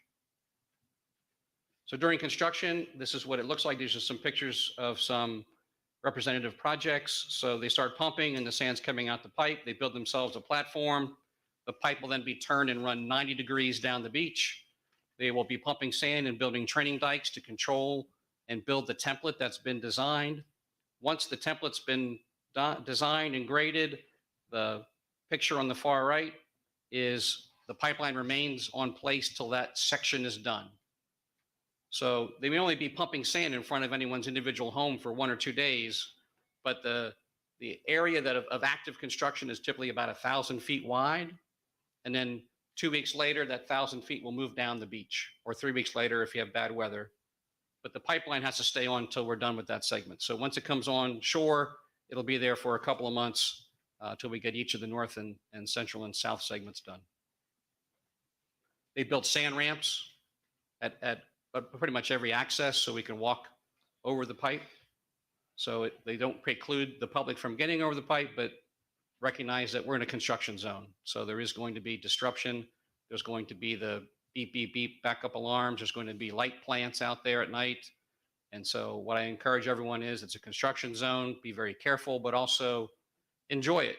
And as soon as they move that orange construction fence, it's a race to the beach to try to get the new seashells that are out there. So there is that benefit too. Then for 3 years after construction, so if we finish, and the goal will be finished by May 1st of 2024, then 2025, 2026, 2027, we have to till the beach. It loosens the sand for the sea turtles, and we'll do that in late February, early March every year. It's a permit requirement. There's also sea turtle lighting compliance, so the staff will have to do these lighting surveys. And then we do annual monitoring, which has been going on. Actually, you've been having us do the annual monitoring now for many years. Let's talk about the berm. So because FEMA has this emergency provision, and because the FEMA and state officials stepped up and said, because of the devastating effect to the local governments, we're paying 100% of the costs. And because we were going to be building the majority of this sand placement area anyway, and refilling in all those scour holes and up against the properties, the whatever seawall might have been there, whatever old vegetation line whatever was there, we're trying to restore things as close as possible. We do have summer surveys that show us what the beach was. They're every 1,000 feet down the beach. So we don't have everybody's individual property and exactly what it looked like before we started.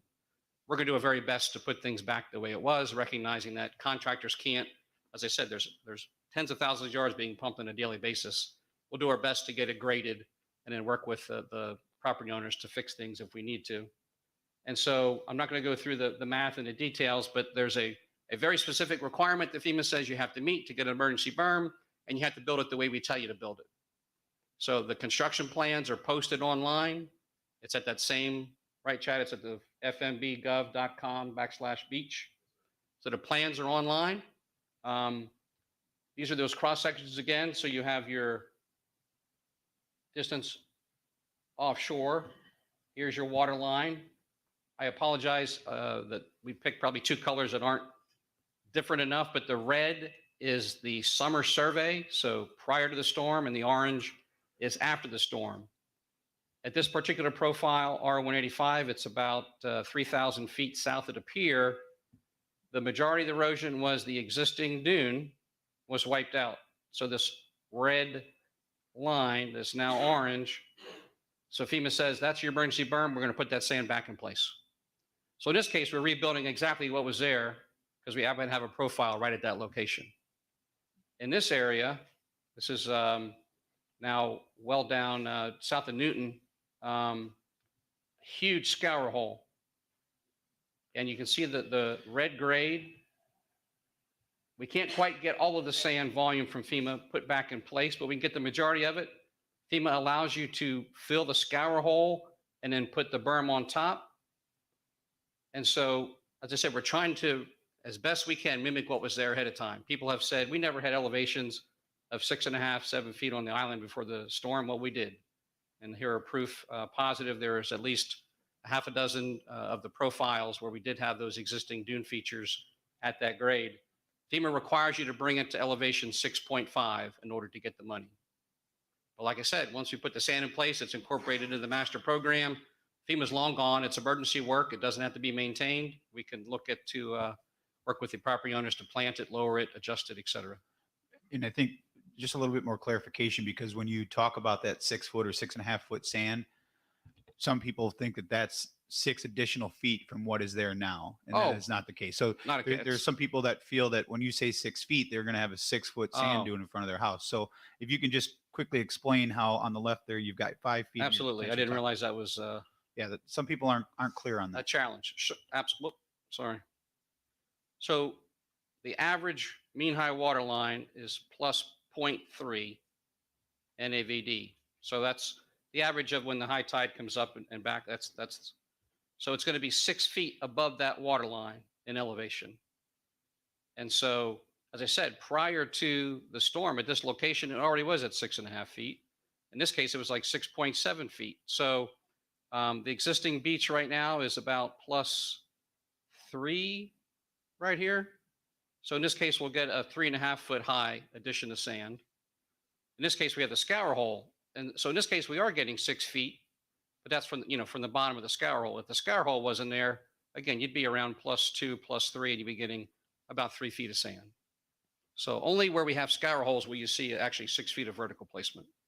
Okay, thanks for But I'm pretty clarifying. sure they're going to want the scour holes filled in. I Right. don't know anybody that has not said just the opposite, fill it as fast as you can. So lastly, the schedule. And so the bids were submitted on Friday. They were opened. We have 3 bidders between $7.5 million and $8.9 million. So we're vetting the references of the low bidder to make sure they're qualified. And so we'll make a recommendation to purchasing into the clerk later today. Hopefully we'll hear back from the references and then move to whenever you are able. I understand there might be a special meeting that the council might be having that will be added on to. I'll defer to Amy I'm and glad John. you reminded me. I was supposed to mention that at the beginning. there will at 10 o'clock on Thursday, there will be a special meeting of the council to award the bid contract that you're referring to. So at 10 o'clock Thursday, this coming Thursday, there'll be a special meeting for that awarding of the bid. Thank you for the reminder. And construction March through June. And then if we decide as a community we want to plant the berm right away, we can plant. It'll be a separate contract. We do that way the local bidders can all bid on it. But again, it's not a requirement of FEMA, but we all know the dune plants have a stabilizing effect. And if we can all work out together the different planting plans and locations as quickly as possible, then we'll try to plant. Otherwise, we'll plant after the renourishment's done. So just kind of conceptually, because we're already working on this before the hurricane, you already had a plan in place. We're in really good shape to get the renourishment done quickly. But it seems to me that I know that the emergency berm is there for a 5-year storm, but really we're just going to have it there for the summer, right? I mean, I know there's a place on the island where it's desperately needed, but really we're just trying to get through the summer. In a perfect scenario, you're correct. Yes, sir. That's correct. It has to survive through hurricane season through, I would say the earliest we'd be pumping is really October, November. So, because we can't start on the south end until after nesting season, and the contractor for the county working the north end. So if we target when that last nest comes off the beach onto the south side in October, we'd be started pumping the next day would be the perfect timing. And you share with the new, where does the new state program come in that they've just come out with that they'll match for sand placement up to $150,000? That's a great question. Right now, they're drafting the rule on how that money would be provided to the property owners and what will be required. I have yet to see that draft rule come out. And so I can't answer any questions, unfortunately, today because I don't have that. But as soon as it is issued, you have more information? Yeah. Oh, there we go. So if you go to floridadep.gov. You have to identify yourself. We know. Sorry, Chad Schutz, environmental staff, town of Fort Myers Beach. It is out just as of February 1st. Again, floridadep.gov/hurricane. The qualifying applicants, qualifying projects, etc., qualifying costs are all there. I'm not disputing that. Where in the whole scheme does it fit between the emergency berm, the beach renourishment? Is it come in the middle? So we've had property owners that are eager to get their properties back in shape and bring in beach compatible sand. I've worked with a number of our beach vendors and people who are helping out property owners to, they have to get permitted by the town, and that's one of the requirements to submit. So if they want to get their beach back in shape and bring in sand themselves, save all your truck receipts, save all your construction receipts, etc., and documentation that's required to make that application, and they can start restoring their beach, as they've done for the last few months, and get a 1-to-1 match from the state for qualifying projects and qualifying properties. Thanks. Yep. So 1-to-1 match means that they pay 50% and you pay 50%. So if you spent, say, $10,000 on sand, my understanding is if it's a qualifying property from a qualifying applicant for qualifying cost, $5,000. A lot of qualifiers there. Yes, sir. Always. And then ultimately for the beach project, if people do bring sand in now, it would reduce the volume we pump from the offshore bar area. And so we have two different sketches. So here's what it would look like for the emergency berm in terms of, in this case, we took a post-Ian eroded profile and showed that the beach has been lowered. So the average beach grade was around +4.5, +5, up to +6.5. In this case, we have a little scour hole down to about +2, and we're showing the berm up to +6.5. And so this is happens to be a property. Sorry, this is just a simple another example of what the definition sketch for the easement area is, how it relates to the emergency berm until the major project is put in place. And I believe, yes, that's my last slide. Well, as always, Mike, it's very educational. You're very well prepared, and we appreciate it. I want to bring it back to the council to have that discussion now about if there's an appetite to add potentially, and just for clarity, if the council decides to do to add this fourth option to go forward to the county to see their approval in the state, would that have any effect on our permit? Would we have to re-permit based on this change? We would have to request a modification to the state permit that's already been issued to include dune management plan revisions. So it had to be reviewed by the county and by the state. Because we're still in federal permitting, and the Corps of Engineers does not have a requirement for the dune management plan, they won't be reviewing the dune management plan. So it'll be going through just the county and the FDEP, which also means the sub-agencies, the DEP, the FWC, and others are all entitled to have a review of any modification.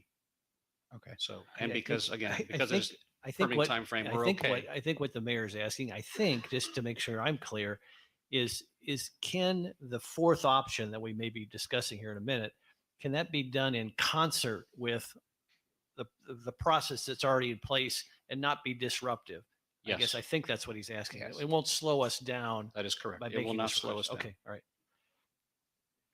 So I guess we'll come back to the council. You want to have this discussion about, do we want to add this, potentially add this fourth option to entice those that may be on the fence to sign the easement? Because I think, as you've explained, Mike, very eloquently, that we need as many as possible, if not all, to do it. And if this is a potential way to get more people to sign on, obviously, as you stated, it still has to go through the county and the state's approval, but it could be something that this council could do to help the people who have some reservations about signing the easement at this time.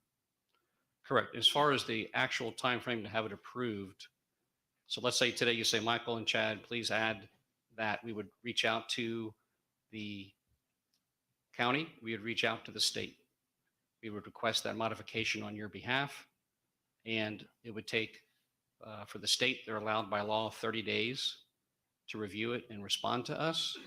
And if they approve it, then they have up to 60 days to issue the modification. So if you tell me today, yes, we still might not know for 90 days if it's real or not. So that's why I'm saying, as far as the easements go, if you want to wait for us to have absolute 100% proof that it's a good one, it'll be too late. We're already being construction. The emergency berm sand will be coming in. So that's just the way, the status of how it is. We can't change that time frame. And I think everybody understands that. At least I understand it. So I would think that my fellow councilors understand what you're saying. I'll come back to the council. We'll start down there with you, Councilor King. Do we need this as a motion, or is consensus good enough, or? Well, I think we'll have to do a motion, but I want to see if there is there's an appetite for this council to add that fourth.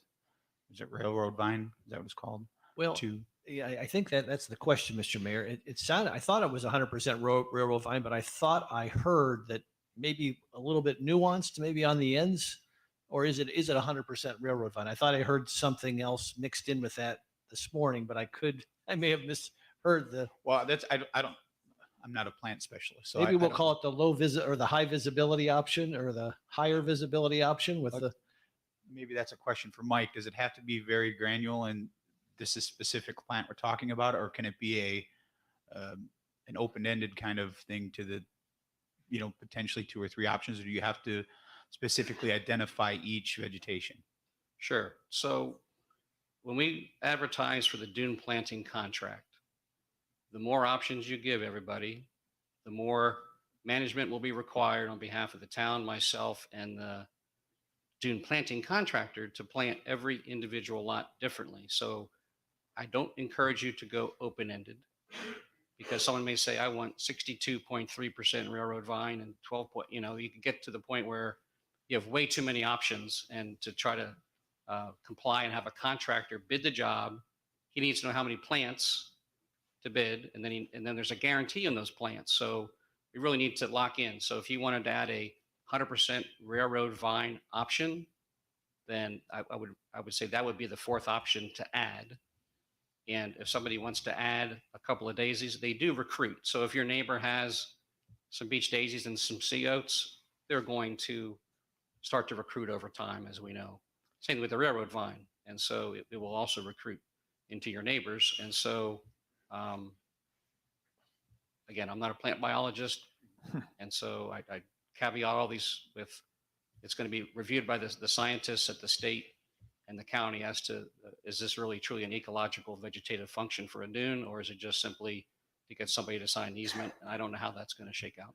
Yeah, and I would just point out that I understand the low visibility thing, but there's other ways to get there. I know the town did a beach dune demonstration project, and we put in the same mix that was recommended. It was the sea oats, it was the panic grass, the sunflower, and the railroad vines.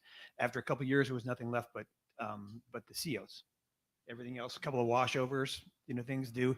And I understand, the like some things like the dune sunflower, and we talk about this all the time with my wife, is that they kind of die ugly. So they look good, they're low, but then they turn black, and they take quite a bit of maintenance and leave a bit of debris in the sand.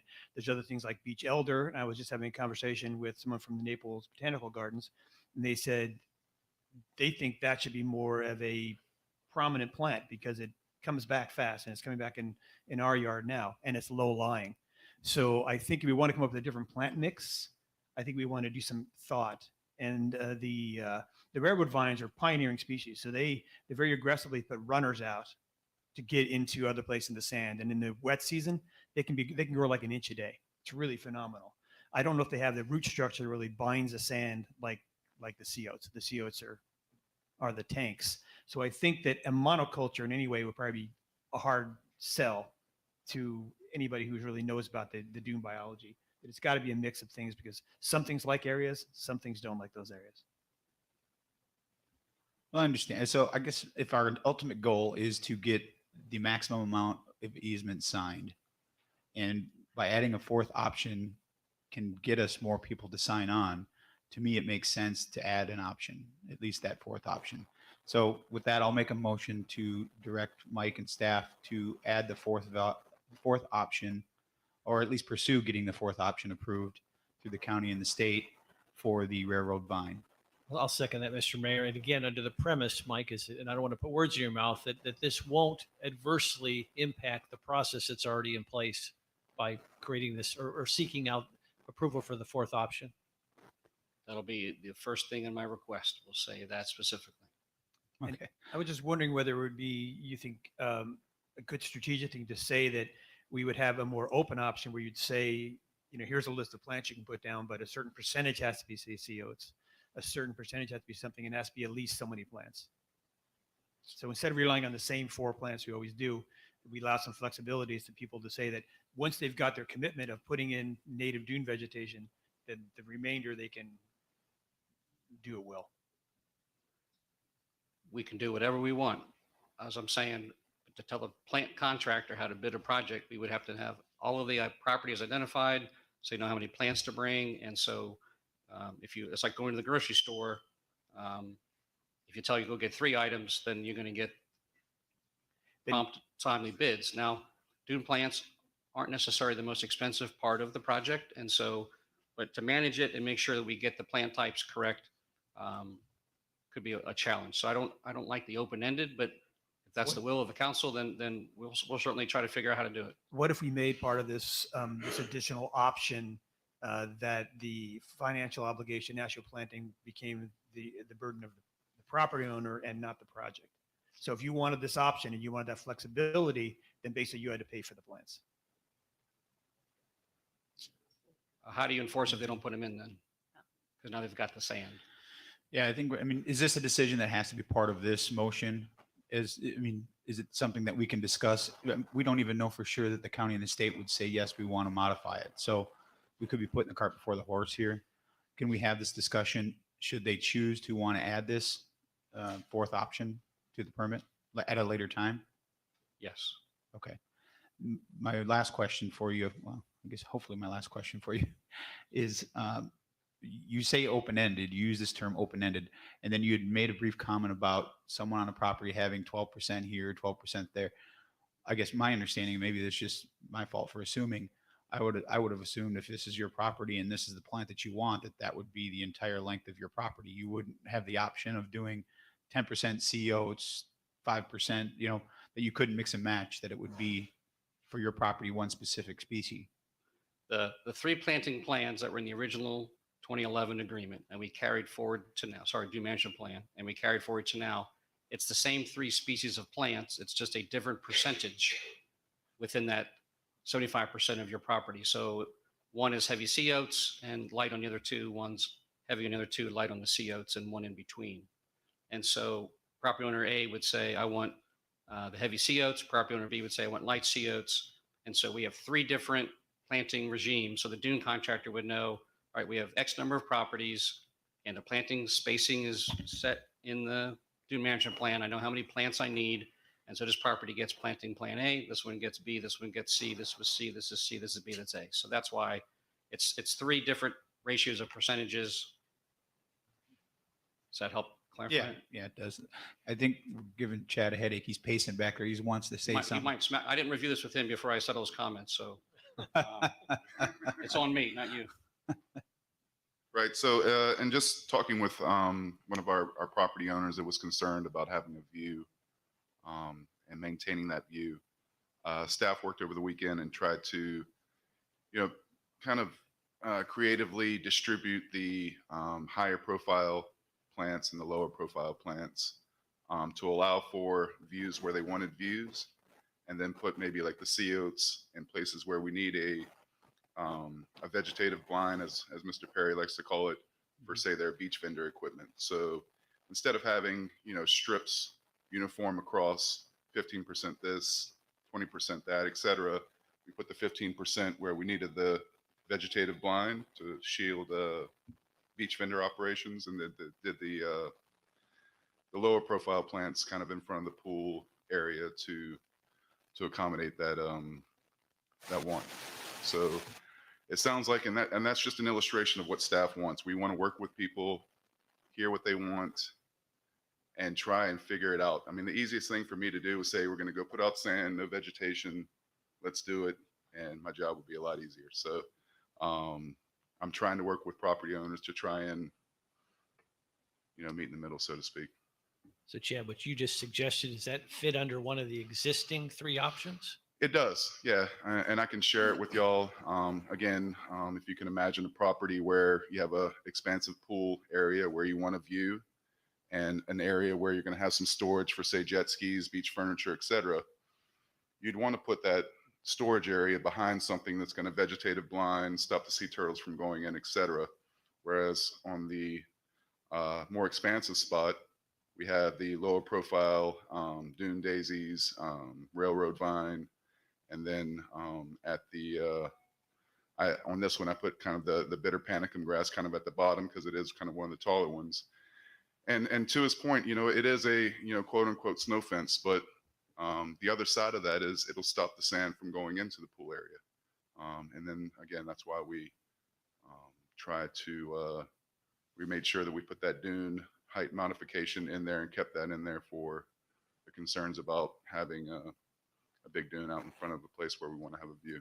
So did you get a sense in your conversation with that particular owner that you'd reached consensus on that, or did you, or are you not at liberty to say? No, it sounds like it. It sounds like it. But you just said railroad vine would be included in that. Yeah, railroad vine's included in all of them. It's just it's a much smaller percentage because of its nature. It's a colonizing species that's going to go out, and it's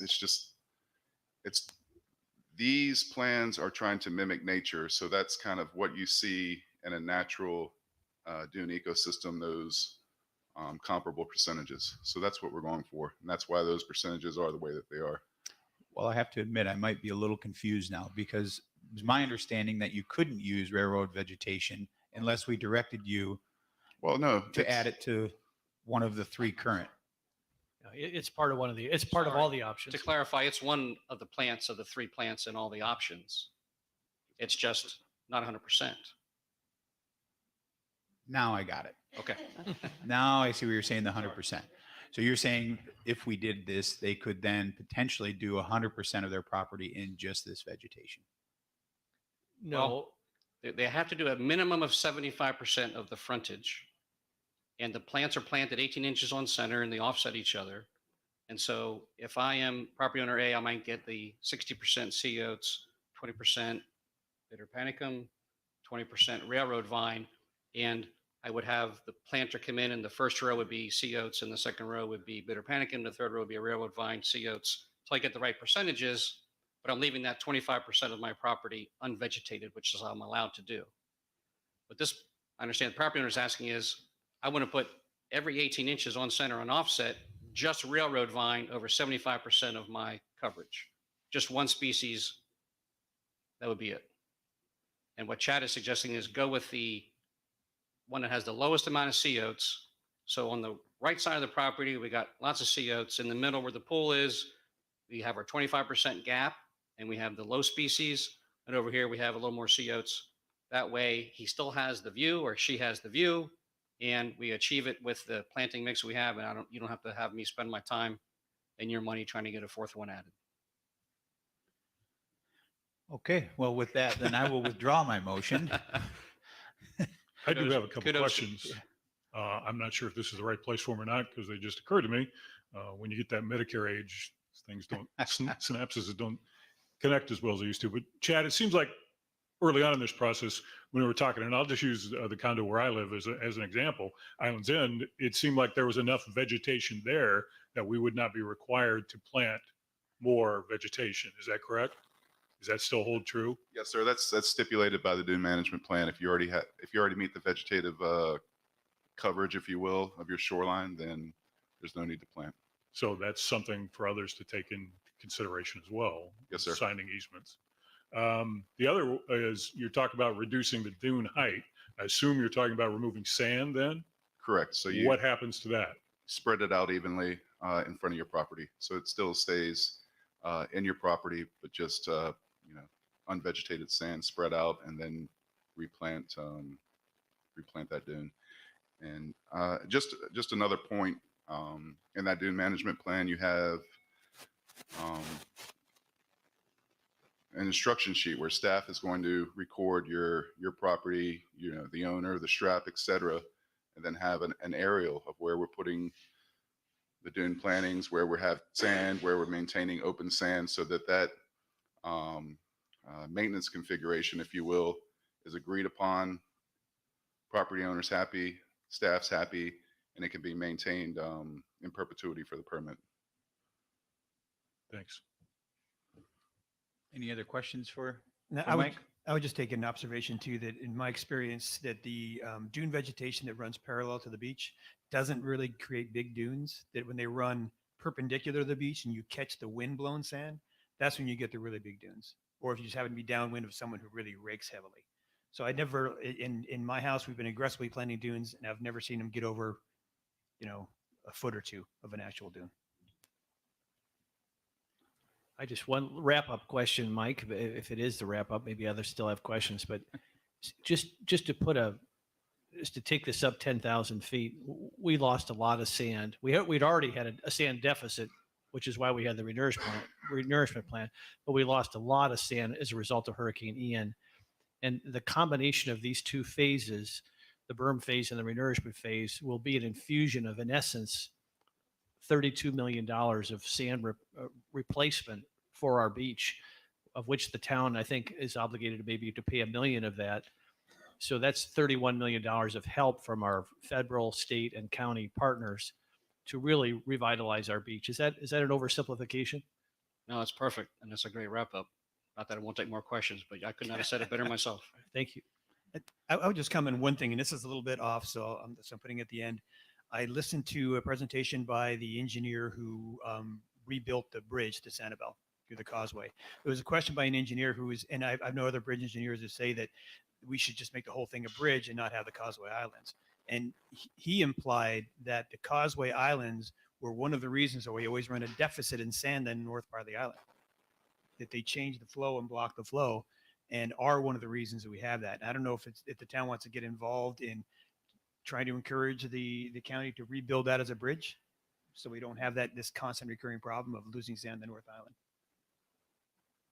Well, I think that can be a discussion down the road. The county, like us, I'm sure, has plenty of things on their plate right now to worry about. Is there any other questions for Mike? Hearing none. Thanks, Mike, for Thank you taking all. your time. I know we probably kept you a little longer than. You're very welcome. That's but, okay. Happy to answer all the questions, and I'll wait outside a little bit in case anybody has any other questions they want to ask of me. I'm happy to stick around a little bit. All right. Thanks, sir. Thank you all.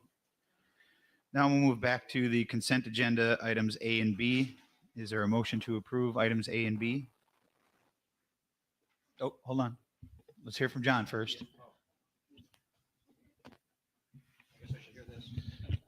Because they were pulled,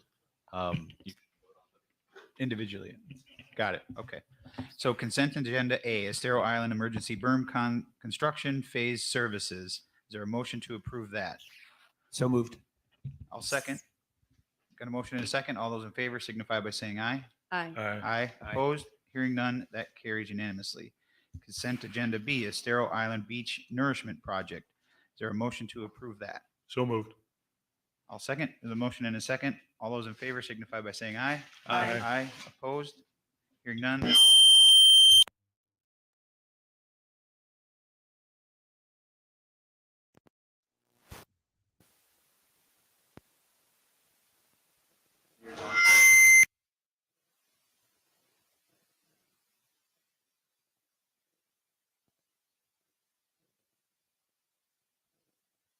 Well, if you can still hear, that motion carried unanimously.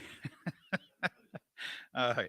We want to take a few brief breaks. So before we start the public hearings, we'll say a 10-minute recess. So we'll get back here at, what is it? 1:10, 1:17, 11:17. Sorry, not a 2-hour recess.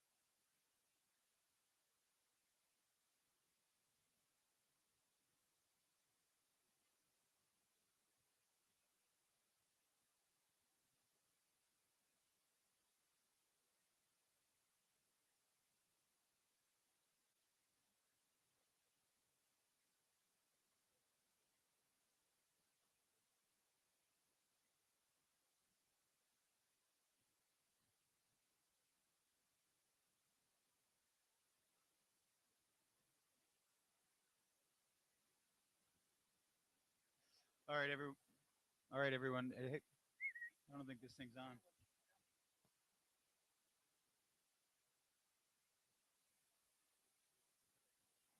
All right, everyone, we're going to call the meeting back to order. If we could get you to grab your seats for a second, that'd be great. It's 11:19. We'll call the meeting back to order. Our first public hearing is ordinance 22-13. It's a final reading and second public hearing on proposed ordinance 22-13 entitled an ordinance of the town of Fort Myers Beach, Florida, establishing a new section 1-13 of the chapter 1 of the Code of Ordinances, Town of Fort Myers Beach, Florida, authorizing the adoption, amendment, and implementation of fees and fee schedules by resolution unless prohibited by state law or the town charter, providing for codification, conflict of law, scrivener's errors, severability, and providing for an effective date. Who's starting out?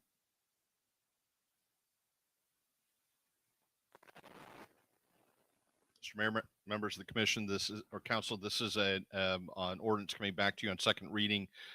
First reading, to refresh your memory, was prior to Hurricane Ian, and it authorizes the council to adopt by resolution a fee schedule for all the fees unless otherwise specified by state law or code that it has to be done by ordinance to facilitate the ability of the town council to adopt that fee schedule without having to go through the two, or in some cases, maybe the 3 public hearing process that applies to ordinances.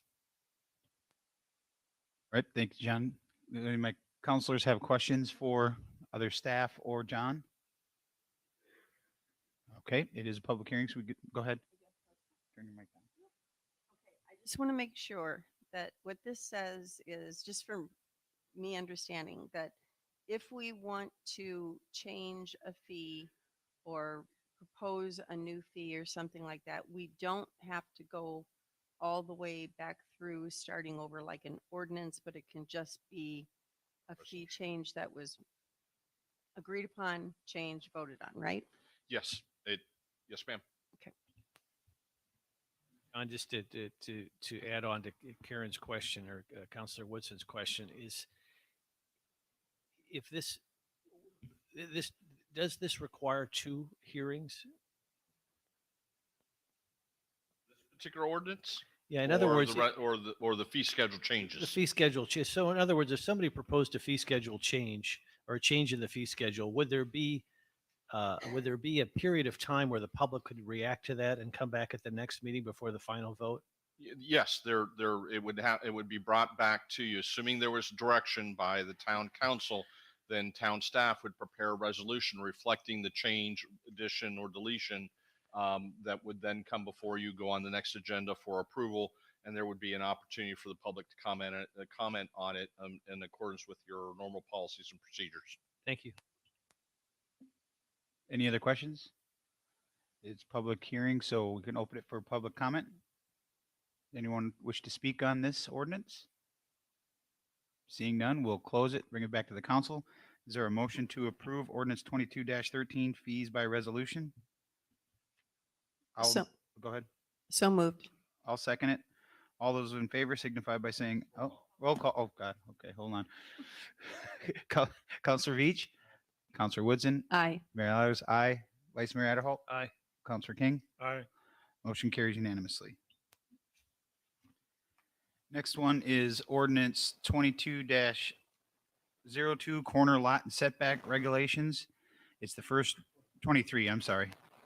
It's the first reading of the public hearing of proposed ordinance 23-02 entitled An Ordinance of the Town of Fort Myers Beach, Florida, amending Chapter 34, Article 3, Division 3, Section 34-638, minimum setbacks, Section 34-2 definitions, and Table 34-3 dimensional regulations in conventional zoning districts, providing for severability, codification, scrivener's errors, conflicts of law, and effective date. Open public hearing and scheduled for second reading and final adoption Tuesday, February 21st, 2023 at 9 a.m. Go ahead, Sarah. Good morning, Sarah Probst with Community Development. Jacob is setting up the presentation, so let's hold on a second so everyone can see it all at once. I will start off sort of explaining this ordinance. Some of it was recommended by council back in June. Then it was at LPA. There have been several discussions at LPA. So some of this was directed by the previous council and some of it was directed by the LPA. So as we're going through this, you may have questions about where things came from, what they mean. Please feel free to ask. I'll do my best to explain it. Some of them sort of require visuals, unfortunately, it seems. But this morning, we're going to be covering several topics in this ordinance that are related to setbacks. The ordinance language in your packet covers corner lots. Oh, perfect. I don't know that I'll know how to change this. Covers corner lots, porch and stoop encroachment, decreases in additional setbacks for houses over 65 length based on the side street setback, removal of the 15% side setback requirement, amending the Matanzas 10-foot side setback, and allowing for new mechanical equipment to encroach. The corner lot approach that was agreed upon in June by council is for a standard front street setback of 25 feet and a decreased side street setback based on the lot width and a side setback and a rear setback. So it's still going to have the two street setbacks, but one of the street setbacks will be decreased based on the width of the lot. A property located on a estero would be required to apply the front street setback to estero so that there would be a continuous setback for all homes along that street. And then the side street would have the lesser setback.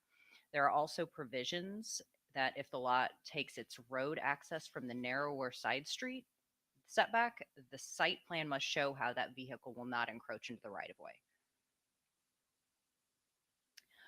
So at the LPA hearing, staff proposed a decreased side setback for lots 75 feet or less wide. That proposed language had a setback of 20 feet for lots that were greater than 60 feet up to 75 feet wide, a setback of 15 feet for lots greater than 50 feet up to 60 feet wide, and a setback of 10 feet for lots 50 feet wide or less. The LPA proposed a modification to that concept with lots greater than 75 feet having a 20-foot setback. So every corner lot would have a 25-foot setback and at least a 20-foot setback. Then lots from greater than 50 feet up to 75 feet wide would have a 15-foot setback, and lots 50 feet or less would have a 10-foot setback. So there are sort of two options in front of you regarding how you would want this to work numbers-wise. In order to allow porches and stoops and to ensure that house massing is commensurate with these decreased side setbacks, those sections of the ordinance have also been amended. The proposed language would allow porches, balconies, and stoops to encroach half of the side street setback or 10 feet, whichever is less. The additional step back for houses that exceed 65 feet of frontage on a street has been decreased in proportion to the side street setback. For lots 50 feet or less, that additional setback would only be 3 feet.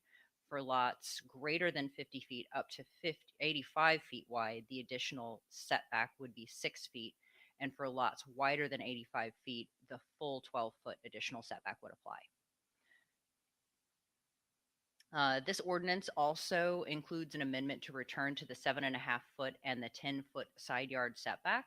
Staff language had proposed 7.5-foot side yard setback for lots up to 75 feet wide, and increase in the side yard setback to 10 feet for lots greater than 75 feet wide. The LPA had asked staff to look back at the previous adopted ordinance and mirror those requirements, but that previous ordinance 2019 called for a 10-foot setback to apply to lots 70 feet wide or greater. So you would have you have that option. Do you want it to start at 75 feet wide or greater than 75 feet, or do you want it to start at 70 feet for the 10-foot setback?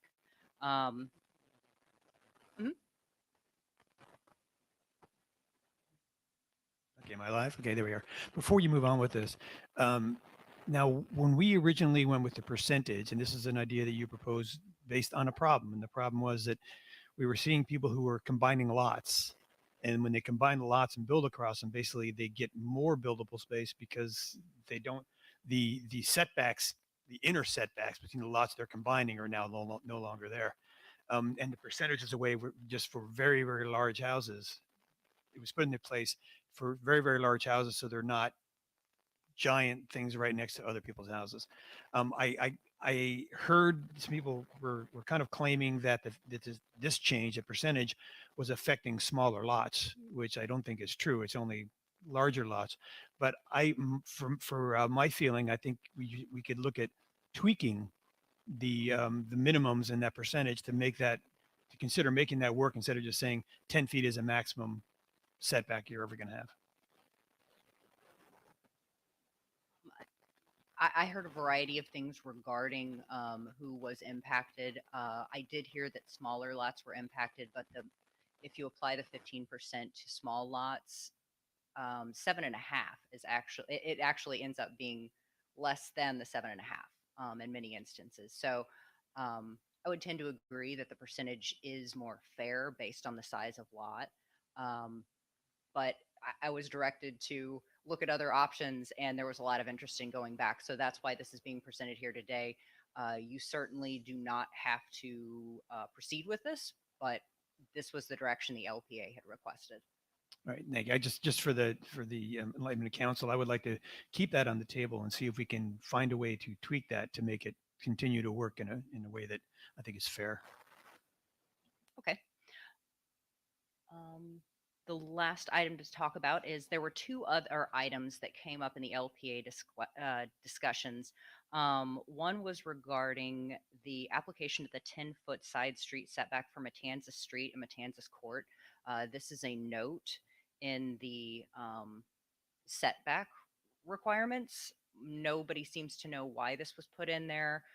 It does seem to be not based on the size of the lots within that subdivision area. This language that I've provided to you proposes a deletion of that across the board 10-foot setback for Matanzas Street, Matanzas Court. Also, mechanical equipment for existing homes was brought up as a concern because many existing homes would like to add generators or are required to raise electrical panels above flood elevation. The proposed language would allow existing homes to install new equipment that encroaches up to 3 feet into side and side street setbacks. New homes would be required to meet the side setbacks. So if you're building a new home, figure out how to fit your mechanical equipment in there. But if you have an existing home and you need to raise everything, and we're trying to find ways to make sure that that fits. I'm available for any questions you may have. Sarah, on that at that Yes. point right there, that 3-foot encroachment, it's safe to say that it would be for just elevated mechanicals, or I mean, if they choose to put their mechanicals on the lower level again, would that 3-foot encroachment still apply? Most mechanicals will not be allowed to be at below base flood elevation. This specific request came because people were trying to figure out how to install generators. And also electrical panels having to be raised. They have a required distance. You have to be away from them. I think it's 36 inches. So that's where we came up with the 3 feet. The majority of equipment is going to be required to be raised.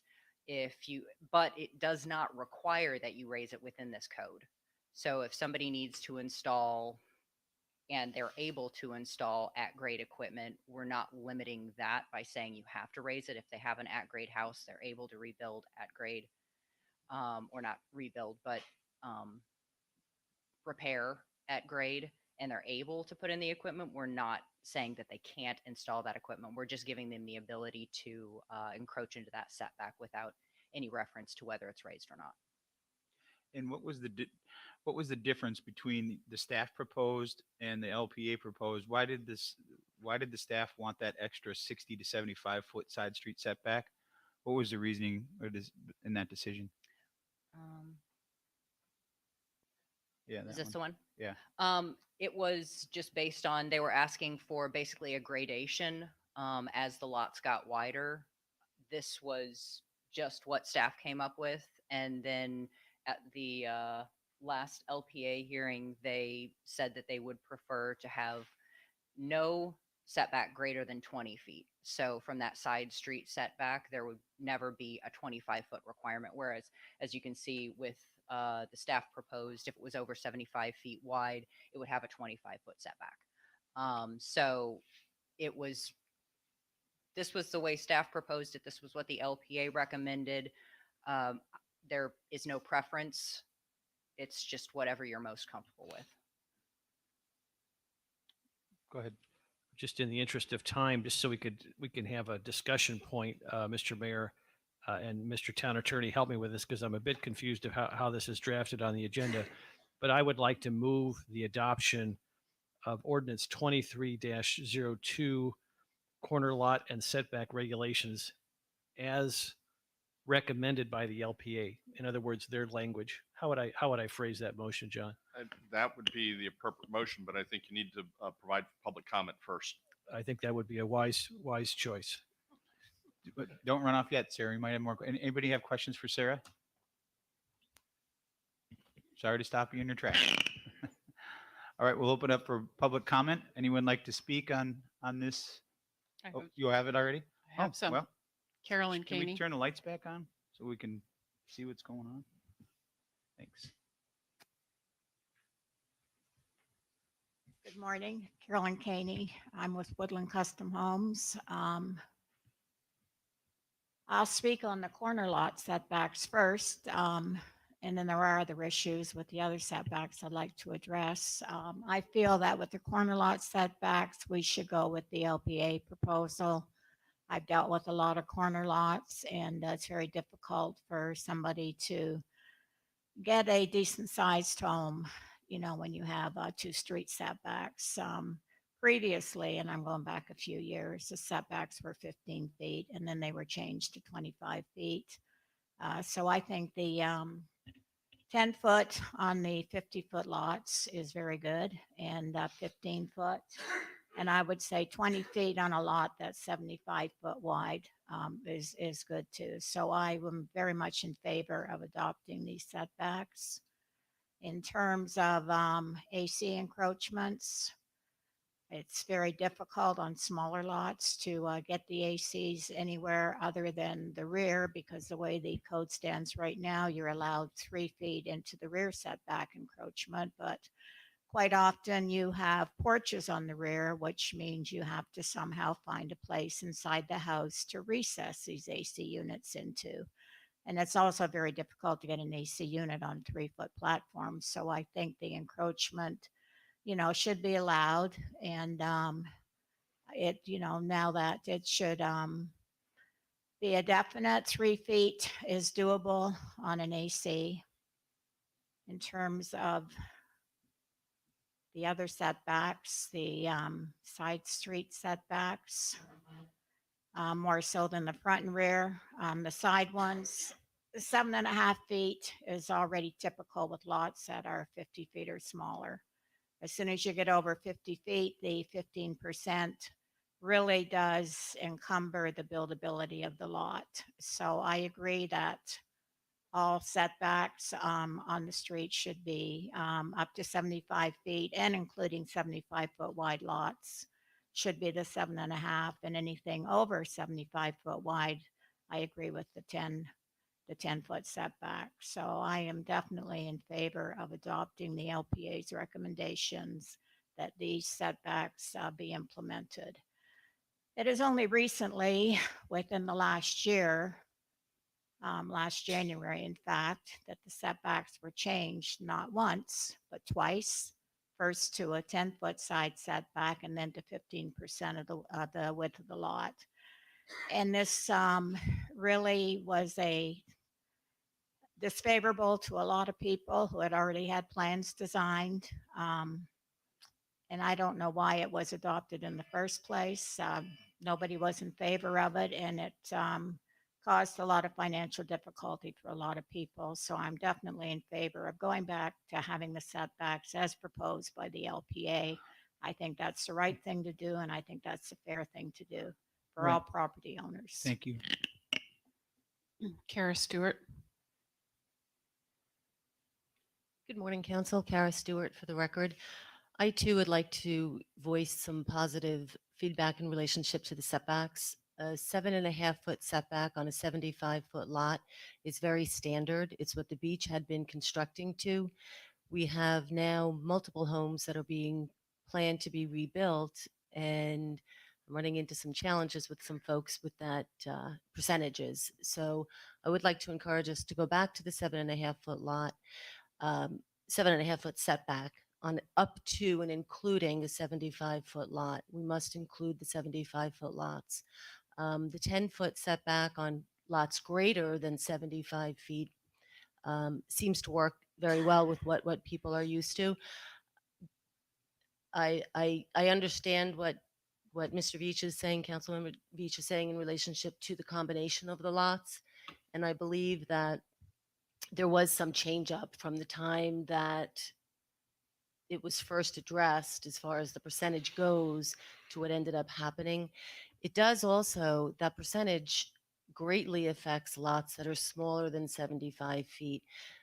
Prior to the two code changes, a 50-foot lot could have a 10% side yard setback, which is 5 foot. Your next agenda item is dealing with the small cottages on smaller lots, and you're giving some favorable options there, but back to this ordinance, it would have also been pleasurable and helpful if we did something with the 50-foot lots for rebuild back to a 10% side yard setback. But that being said, if we can go forward with the 7.5 and 10, that would be great. Thank you. Sure. That's all I have signed up. Is there any? Yes, sir.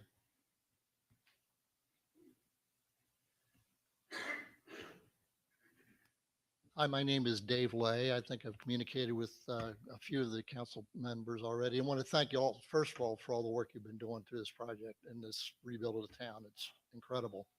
I've got a cottage home right across the street at Bayview Drive, 1920 Bayview Drive.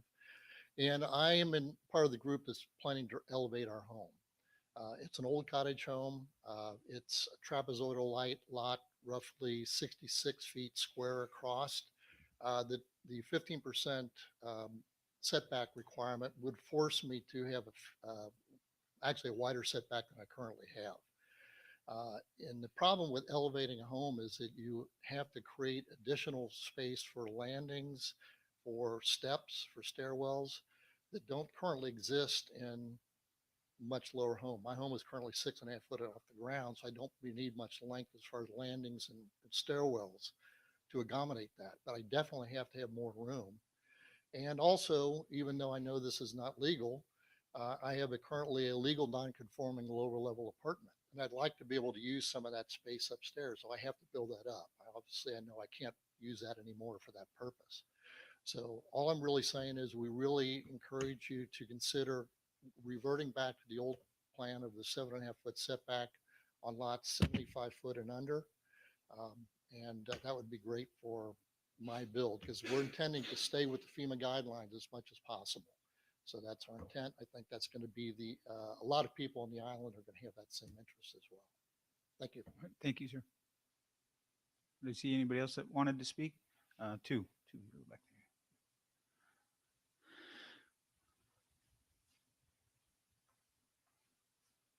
Good morning. Jerry Kemp, 5698 Estero Boulevard. And we have an unusual lot. It's irregular in that one side, which is on Sterling, which is considered a street side, goes down to 60 feet because originally the road cuts in and there was a cul-de-sac there years ago when the road actually ended at Sterling Street. And so we get limited to a strange house in rebuilding in that it narrows down.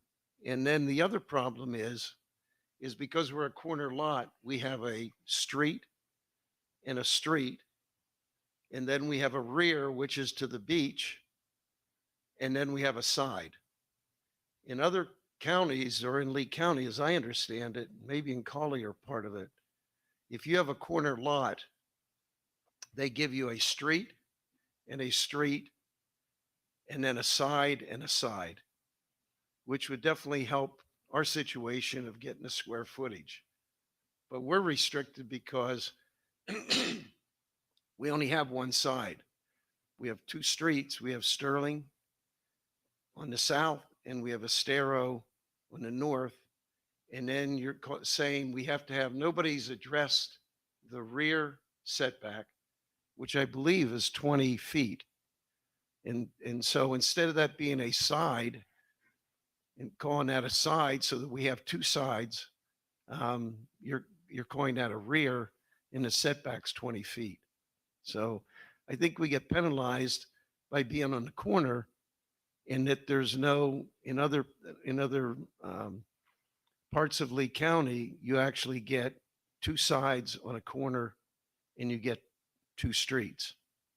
And if we did two sides at 7.5 and 7.5, it makes a huge difference in the square footage.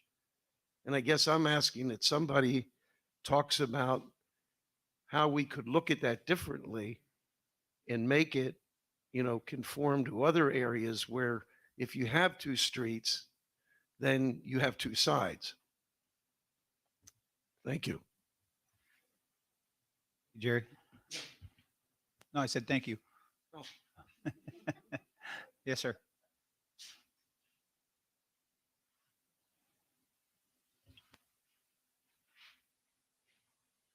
Well, good morning. Thank you, everybody, for their time and effort on this. My name is Fred Drovlik. I'm a consultant. Been in front of you with some variances, some good, some not so good, and some that got denied. But so I wanted to speak in support of the LPA's recommendation. Just for me right now, there are two active cases, and this takes care of both of them. Either one that would be actually second reading and hearing next session would be we're requesting exactly this for the variance, so the variance would not be necessary anymore. And for another one that we're not even going to have to file if this goes through, because it was about a side street, and it takes care of that issue as well. So two of my cases, I mean, it's not great for me doing work, but it's much better for all of us because we don't have to have brain damage over variances that are tough to argue and tough to prove that hardship, especially if it's new construction. So in full support of these changes. This is a little bit of the weeds, so, and I won't take long on it, but I want to just mention these things I notice as a consultant in the kind of cases I get asked to either take on or decide to not take on because they're not great variances. One is I have a client now that has a lot that's 75.6 inches wide. Immediately, right away, he would look at this and go, well, now I have 5 more feet than my neighbor. He's, their buildable lot would be, a fair amount of less than a lot that was exactly 75. So maybe just to have some language in there, and most LDCs do somewhere that there's just a round down to the nearest foot or something. So for those little, it's probably not very many, but even if it would be a dozen properties that are 75, just round down to the nearest foot, to allow that to not be a nuisance variance is how I would perceive it coming forward. Somebody asking for a 4-inch, 5-inch variance for a new construction, it's not a good argument for, because you could just reduce the size of the house, but it would just might eliminate a kind of a nuisance request. Because people that have a $3 million lot, they have means and they have, it's worth the effort. So, and I'll deny that variance, but there'll be somebody that'll come forward and do that, and we don't need that kind of time spent. And the other one would be, I haven't thought of an elegant way to solve this, but for those that setback on a side street that goes over 75 feet, it goes from 15 to 20. For those lots that are 76 feet, 77 feet, I mean, they're going to have a smaller buildable area than that 75-foot lot because of that jump of 5 feet. Going to 80 feet would probably take care of a majority of them. I wish I knew the exact number of lots that were in between 75 and 80 feet. But that wasn't supported by anybody. I wrote the LPA and everything, and I understand that goes by the wayside, but that was just something that I thought would be considered for that lot size would be, 80 feet and under, and 75 feet might eliminate a lot of variance requests. And that was all. I Okay. know it has to be cut off somewhere. So Yeah. I get that. All right. Thank you. Thanks. Anyone else choose to speak? Seeing none, we'll close the public comment, bring it back to the council. Any discussion? Is there a motion to, I think you were kind of getting to it, Vice Mayor Adderholt? Yes, Mr. Mayor, I would move that we adopt ordinance 23-02 corner lot and setback regulations as proposed and recommended by the LPA. I say that because I have watched all the LPA meetings post Ian, and they have made a Herculean effort to try to address the various homeowner concerns post Ian and challenges that folks have faced. They've taken a lot of public testimony. They sort of found the balance, if you will. They've listened to both sides. They've made compromises. We have an extremely qualified LPA. And I think given these challenging times, at some point we need to yield to their wisdom. And again, they did the give and take. They did the balancing act. And I think they've come up with an excellent recommendation. And that's why I make my motion, Mr. Mayor. Mr. Mayor, just for the record, it's approving on first reading and scheduling a second hearing for the next meeting. You need him to restate his motion? Or do you got it covered with what We you got it just- covered. Okay. We got a motion. Is there a second? I'll second. All right, discussion? Counselor Veach? Yep. No, I think that Ted really kind of pointed out one of the problems with the stair step approach we have is that you can have a bigger lot, but a less buildable area. And the more stair steps you make, the more complicated it is, but the less detriment you have to people.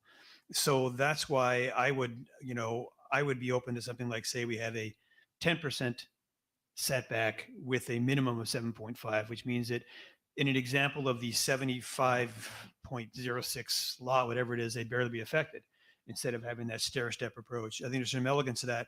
And I am concerned because I'm hearing a lot of anecdotal evidence that there are investors who are buying multiple lots trying to get them together.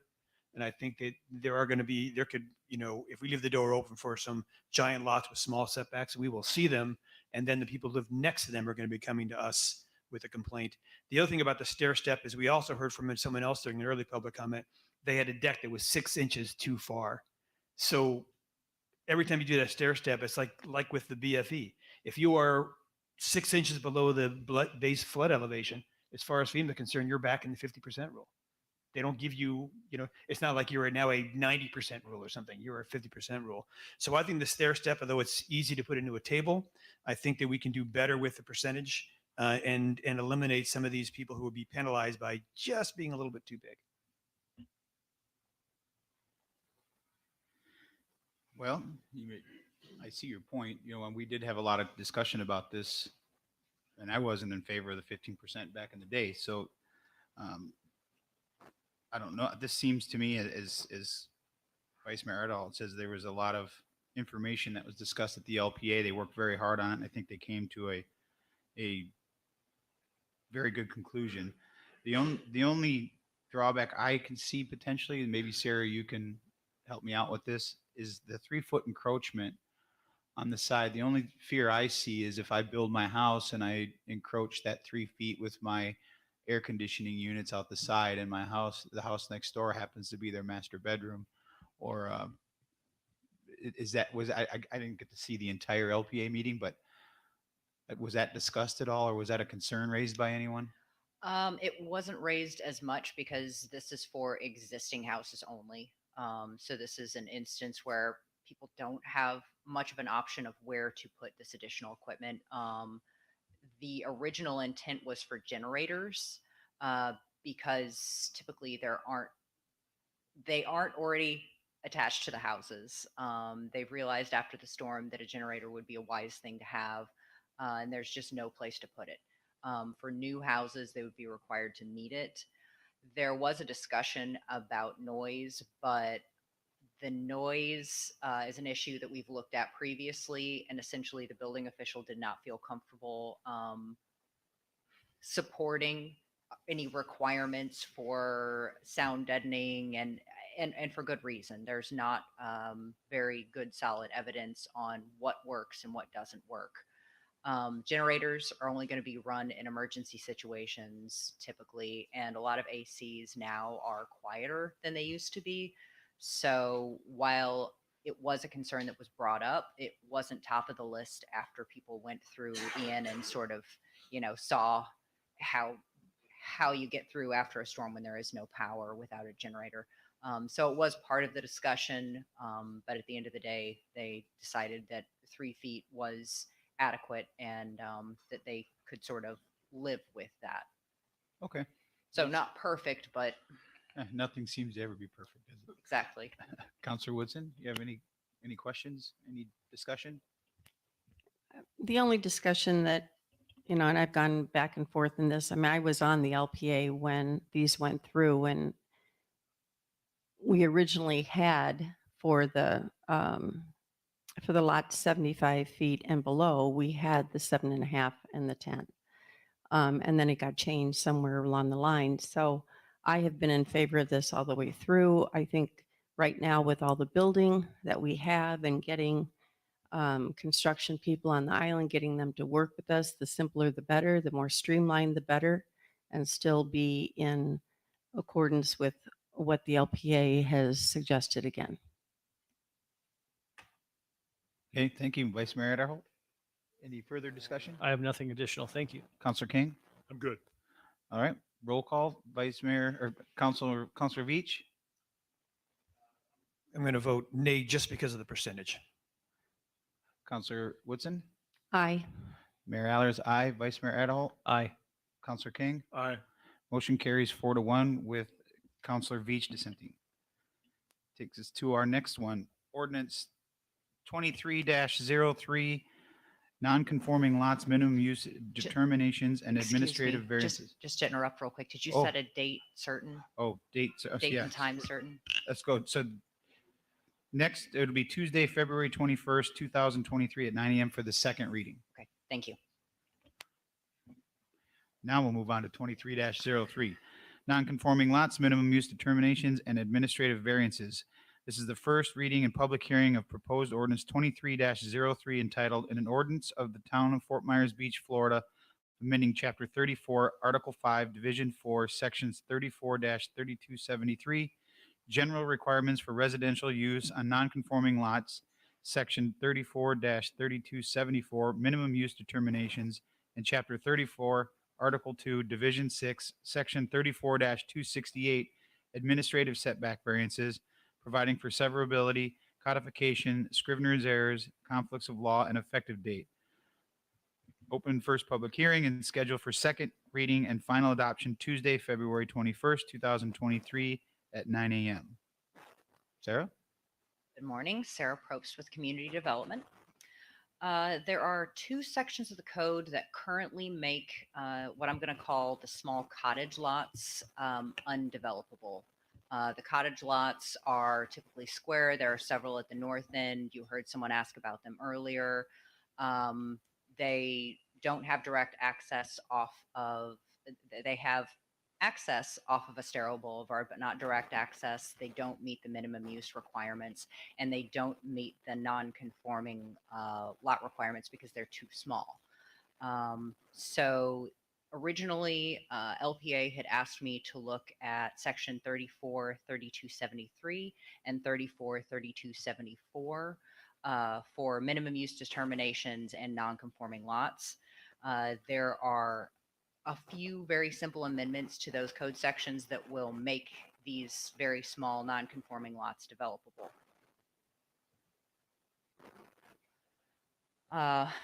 Currently, the code won't allow you to develop a lot that's less than 40 feet by 75 feet. These cottage lots are all in the 55 to 60 foot square range. The proposed amendment to resolve this is just one to Section 34-3273, and that is to change the specific measurements of 40 feet by 75 feet to receives an affirmative minimum use determination per Section 3274 or 34-3274. Then moving on to minimum use determinations 3273. Um, yeah, my apologies, wrong number there. Currently, the code doesn't allow these cottage lots to be developed because they don't have access. So right now, they all have a shared access easement that cuts through the lots. It appears to be 10 to 12 feet. Some of them are improved, some of them are not very improved. We're changing that from direct access to an approved access easement. So when these lots are planned, they need to include that easement showing how all of these lots will be accessed, you know, for the lots that are right up on the road and all of the ones that are further in the back too. This will allow the very small lots to be buildable. However, this does not allow the lots to be buildable without a variance. So then that took me to the next section, administrative variances. So currently this is a very ambiguous section of code. It is not very clear what's intended by it, so we're putting a little bit of clarity in here. Currently, it talks about certain non-conforming lots, but it doesn't really specify which. And it says when a variance is appropriate, but doesn't tell us how to determine that it's appropriate. And it doesn't tell us how much of a setback variance can be provided. So that's what we're trying to provide in this section. What we're looking at here is providing opportunities in very narrow circumstances where staff can feel comfortable passing or allowing something administratively without coming before you. So the language in this code section is very narrow on purpose. And it's so that staff isn't put in an uncomfortable position to pass something that the council may not agree with. So the way we put this together after the LPA recommendations is they can, after they receive the affirmative minimum use determination, the variance would only be allowed, the administrative variance would only be allowed for the footprint of the previous approved and constructed home. It would be a single story above flood with no enclosures below. That there would be a minimum setback of 5 feet allowed. So no house would be able to be 2 feet from the property line or right on a property line. And the lot layout would have to show how this approved easement would be provided. So when somebody is coming in to submit, they would have to show that access easement, and it would have to be approved by fire and emergency services. It couldn't be less than 5 feet on any side, and it would have to be no larger than the footprint of the current home and only 1 story above flood. Before you move on from that, so what is your understanding of the width that would be required by emergency services to be able to serve these? We would have to talk with them further. Currently, they're not very involved with residential permits, so this would have to be part of a discussion. I would assume that it would be something along the lines of what they would approve for a small roadway or a parking lot entrance, because that's a public area also. So that's to be what, 20 feet maybe? And it may be less than that. I really couldn't speak to it. We haven't had the conversations with fire yet. Sarah, I hate to single anybody out, but Mr. Kemp testified earlier. He has a very unique situation with his lot. The gentleman in the red shirt back there. Did you hear what he said? And would anything that we're doing today help him in his unique situation? So if it is determined that it's a non-conforming lot, that's the first step. Is this a non-conforming lot? So if it doesn't meet the size requirements that are listed in the code, and then if it can receive a minimum use determination, then it could move on to the administrative variance option. The administrative variance would only provide assistance if you wanted to build what you had and only 1 story above flood and with nothing enclosed below. So it's a very specific instance. Most instances where there is some flexibility, people are going to choose to go through the variance process. If they're asking for more square footage, and we recognize that a lot of people will want to have more square footage. We just want to allow people to be able to build back if they have a small cottage, if they have something really small, and that's what they wanted, to give staff the opportunity to approve them so they're not held up with variances. I appreciate that. After we're finished here, would you mind just grabbing Jerry and to chat briefly with him, give him a little guidance as to how he might best proceed given his unique situation? That'd be great. Thank you. Jimmy, what is the reasoning behind just one story above? What was the reasoning behind that? The vast majority of those cottage lots are a one-story. They're fairly small. If you look at them, they're 600 to 1,200 square feet on these very small lots. We wanted to allow people to build back what they had and not to put staff in a situation where there's too much ambiguity. If it's something that council should really be approving, if it's going to be going higher, if it's going to have a bigger impact on its neighbors, especially with those very small setbacks. If you only have a 5-foot setback and you're building up 2 stories, you are blocking somebody's view. So that might need to be something that goes before council. Okay. So anything on that second story, then, if they're doing that, has to go through a variance process. Not to say that they couldn't do it, but it won't be administratively given. It would have to go through LPA and council. Based on the current proposed language, yes.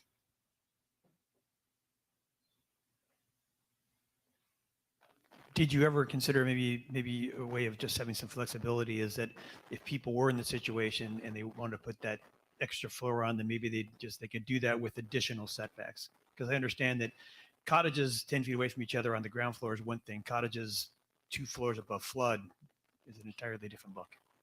And with this, we looked at the opportunities to have some flexibility. We talked about that at the LPA, and at the end of the conversation, they thought that really people building back exactly what they had was the appropriate way to allow administrative variances. And again, a lot of this has to do with making sure that staff isn't put in a position where they're approving something that may be problematic, and they're allowed to approve without council looking at.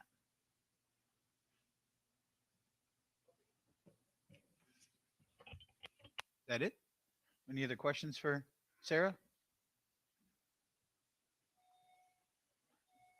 I'll entertain a motion to either approve or deny. Oh, public comment. God, darn it. Public comment. Would anybody care to speak on ordinance 23-03? Yes, sir.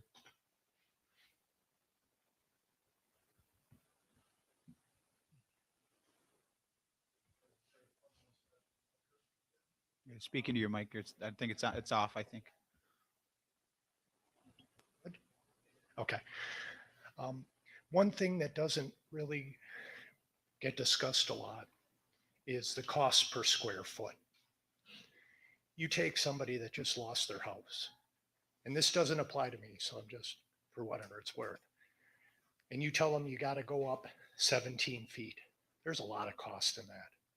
And for that, you're going to get 1,500 square feet versus 3,000 square feet if you can go one more floor. And I would just hope that you guys would consider just the magnitude of the cost of getting these houses up. We're not a super rich community. And if you want people to stay, you got to give them some kind of option so that they can stay. Thank you. Thank you. Anyone else choose to speak? Yes, sir. Mr. Mayor, Council, again, for the record, Richard Durling with Marvin Homes. Our client, as I discussed previously, is one of these non-conforming lots. And our proposal was to rebuild in that footprint of 26, roughly 26 by 26, which did give us a larger setback than a 5-foot minimum. And that's kind of the goal here, is that we feel that if we can go up the extra floor, then we can maintain that smaller footprint and give you some additional setbacks to the neighbors. The other thing is that, as Dan Dodrell pointed out, directly across the street on Estero is a building that's over both single floor. It's 2 floors over parking. Right next door is a high-rise condominium. So we're not impacting, I don't believe, the views that much. It's just allowing the owners the flexibilities at the investments that they're making to have a little bit more flexibility.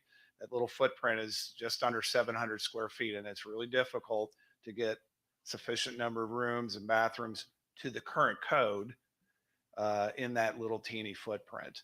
A lot of these structures years ago were modified, some without permits. They shoved a lot of things into those little houses over the years.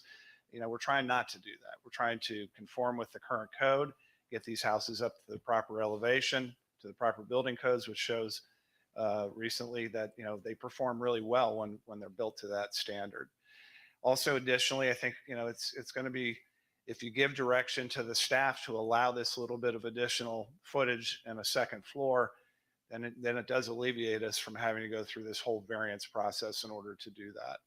So again, we'd appreciate your consideration. Thank you. Yeah, thank you. Yes, sir.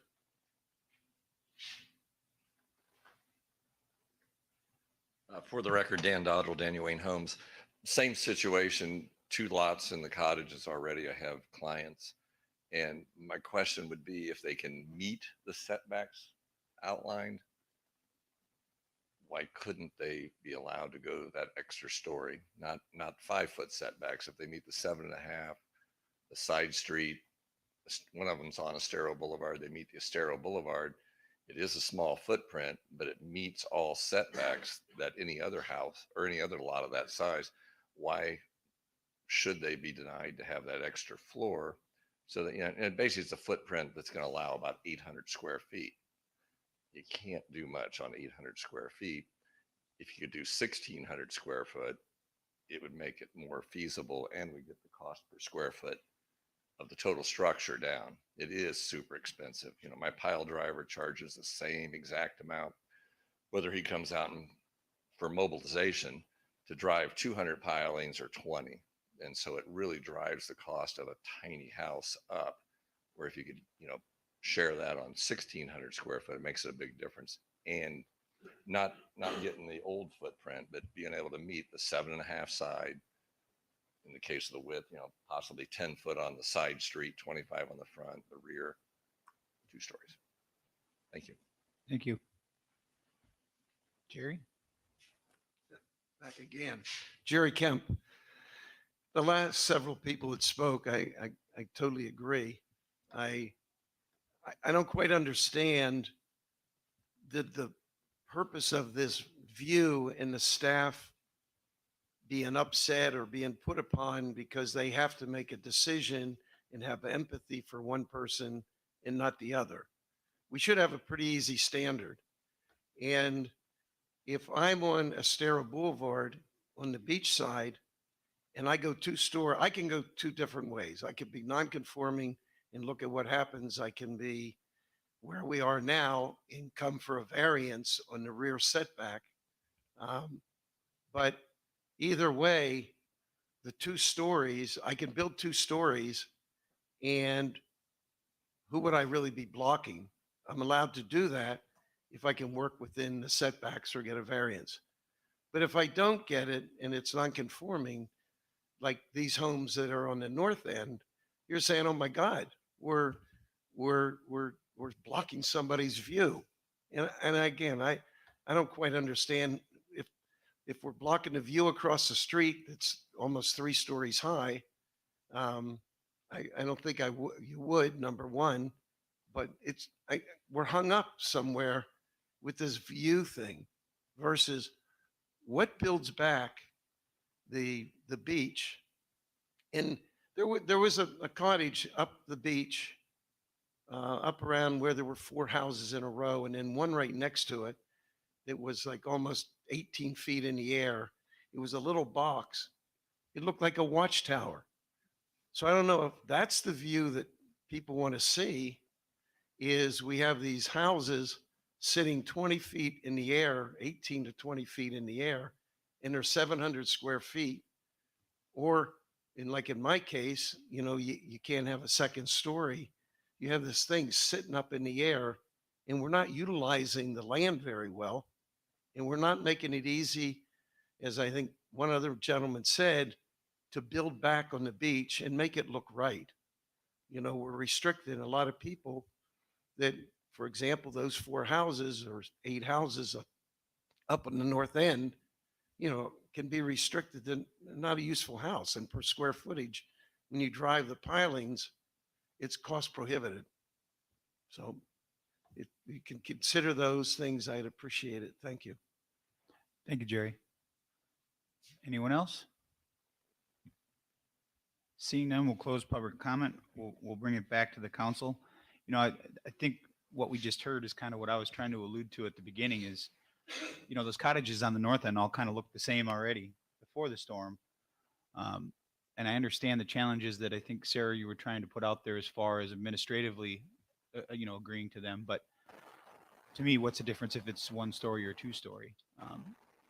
Being from a construction background, I completely understand the cost per square foot building and understand that it could, you know, 700 square feet is not a lot. If you can be enticed to go 1 extra story, my guess is that the homes within that same area on the north end would build probably like they were before. They would all kind of look the same. So administratively, it wouldn't be that challenging for staff. You still obviously could, you know, they're not all going to look exactly the same. They're going to want different colors and make it look kind of beachy, if you will. So for me, I'm really struggling with just the 1 story versus the 2. I think it's important to allow people to build back. We want them to build back. We want them to build back kind of in the beachy vibe, I think. And we also, you know, allow them some flexibility to have a little bit more room than what they had before to keep the people here that were here before the storm. So I think that's an important thing that I would just like to put out there, that I would be in favor of going to the 2 stories versus the single story on administrative, simply for the fact to try to keep the people that we had before the storm. With that, I'll bring it back. Anyone else have any comments or questions for Sarah or suggestions? I don't have suggestions. Well, I guess I do have a suggestion because I wholeheartedly agree with our mayor that we're really trying to encourage people to stay and to have their home on Fort Myers Beach. And if it takes 2 stories and an extra 600 or 700 square feet, and they can get through the process easily and get going, let's do it. I mean, I don't see a problem with that. I don't see where the view corridor is going to be diminished because everyone is pretty much going to be doing the same thing. So I would suggest that we administratively go the 2 floors instead of just 1. You know, and I appreciate, because you know, this is probably one of the more complicated things we're dealing with today, is that the cottages didn't really need stairs. There's a lot of things they didn't need. So actually, when someone says they have 600 square feet, probably the time you put the stair in there, you probably have less. But and the other thing is I really have a concern about is just promising these small setbacks when we talk to emergency services that the fire department wants 20 feet, because keep in mind, they need to go through and access the buildings at the back of that easement. They need to get their equipment between these buildings at the back of the easement. Then when we were promising them a small setback, but then the fire department will pretty much could take that away. And so they're even narrower. I appreciate that, you know, you add all these things in, and their 600 square foot house is now quite a bit smaller to the point of being impractical. The only thing I would suggest, though, if you do want to put something in here where someone can go 2 floors, maybe we have a more of a setback, because now they're getting more square footage, and so a little more of a setback would help to offset that. Well, I mean, I don't know how much more you can give. If you got 600 square feet and you try to take another couple feet, you know, you're defeating the purpose, I think. I mean, these aren't huge lots to begin with. Whether they're 2 stories or they're a single story, the stairs to get to that first story are going to be the same regardless. Am I correct in saying, Sarah, that these, no matter what we decide here today, would still have to go through the fire department as far as right of access and all of that kind of stuff would have to still be gone through on their end, right? Yeah, we would need to speak with the fire department and make sure that the access was adequate for them and find out what exactly they would need there.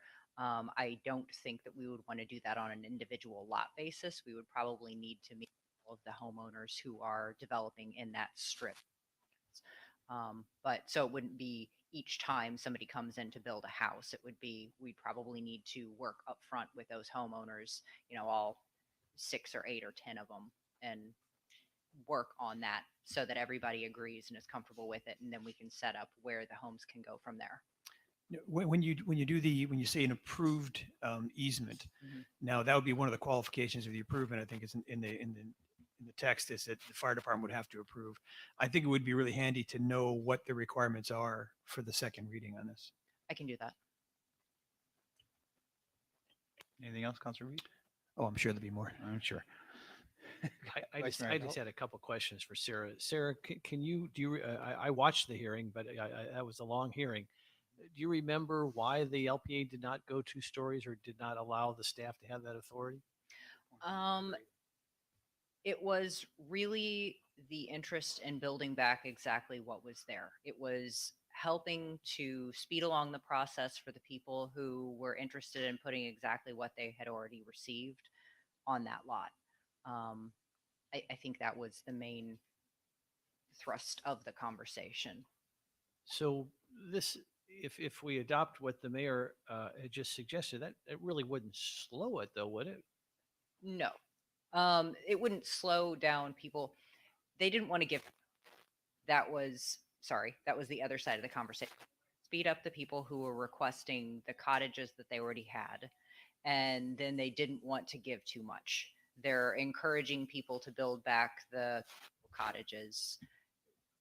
That was the conversation. And Mr. Town Attorney, are we, as I understand the way this is structured, if staff has concerns, they could say no, and then they would have to go through the regular process of asking for a variance, correct? We're just in essence empowering staff where there wouldn't be concerns to allow it to go forward without a variance. Is that fair? That is correct. Okay, thank you. But they're really not building back what they had because now they have to go up, correct? Many of the cottages are off the ground already. They're not at grade. And the cottage lots that I'm referring to, the square lots, most of them are already raised some amount, but they're not there. Most of them are destroyed. So they're building back what they would have, except a little bit taller. Right. So then we still get into the price differential. And what we talked about is like when you have to go up to what the code is now, you're incurring all this extra expense for just 1 story, where price per square foot, if you went 2 stories, it would make it more feasible for people on a budget per se. Theoretically, yes, that's true. And I think it would be safe to say that we're not, you could still build it back to just 1 story if that's the way you choose to do it. Yes. We're just allowing maybe a little bit more flexibility to those that need a little bit more square footage. Maybe their circumstances have changed since they bought the house back in the 70s, 80s, whenever it was built. So that ability is still there to build back what you had. It's just allowing for costs for people that need to make it financially sound for whatever they need to do. Just gives them a little extra option, I think. Vice Mayor, you got anything else to add? Thank you. Councilor King? Okay. Well, then I'll make the motion to approve ordinance 23-03 as written, with the exception of adding a second story, to be brought back for second hearing on Tuesday, February 21st, 2023 at 9 a.m. Second. We got a motion and a second. Discussion? Hearing none. Roll call. Councilor King? Aye. Vice Mayor Adderholt? Aye. Mayor Allers? Aye. Councilor Woodson? Aye. Councilor Veach? Aye. Motion passes unanimously. Now we're on to administrative agenda. Item A, contract for Bay Oaks Recreation Center emergency dryout services. To authorize the town manager to execute a First Amendment to the existing contract with Coastal Maintenance and Restoration to include the emergency dryout services for Bay Oaks Recreation Center. Allison?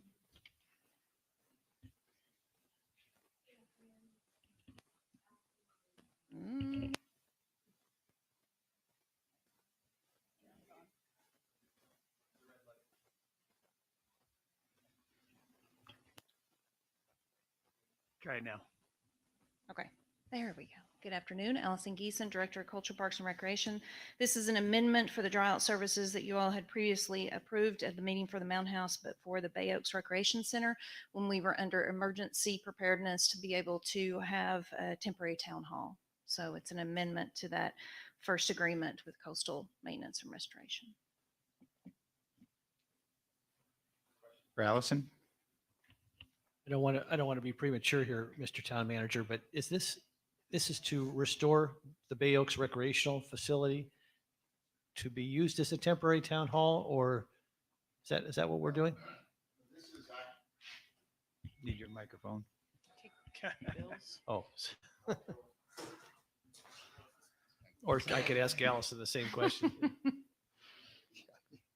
This is modify actions that have already been taken to dry it out. So it didn't really relate to town hall as much as it did just preservation of the building and the interior. So this isn't the contested contract that. Correct. Okay, Correct. I This got is you. not that. I'm sorry. Thank you. Sure thing.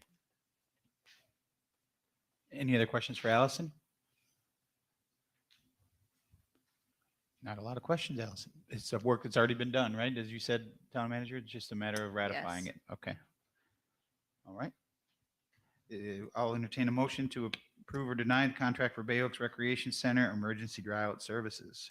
So moved. Die again. Counselor Veach, you moved it. Counselor King, Second. got a motion and a second.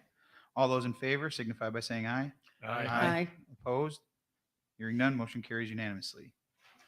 Next one is the Mound House Historic Preservation Repairs. Accept the sole source proposal from Fine Art Conservation Studios, Inc. in the amount of $119,223.55 for repairs to the historical structures at the Mound House damaged by Hurricane Ian, and authorize the town manager or designee to negotiate the final price and contract terms for the presentation and approval by town council at a subsequent meeting.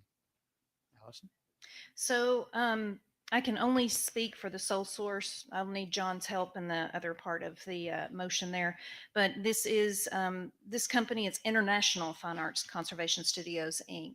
And they were the ones who were sole sourced and approved by FEMA during Irma for the Mound House, as well as we've used them 2 other times for the restoration of Newton Beach Cottage, as well as Mound House preservation repairs. As you all know, that the Mound House is on the National Register, and it's really extremely important to maintain the integrity of that historical structure by hiring companies who are very familiar with this type of work. And in the packet, I did include their resume and different awards and things that they have worked on. So this is a company that I have used, I think, for, this will be the 5th time, if approved, for this type of work.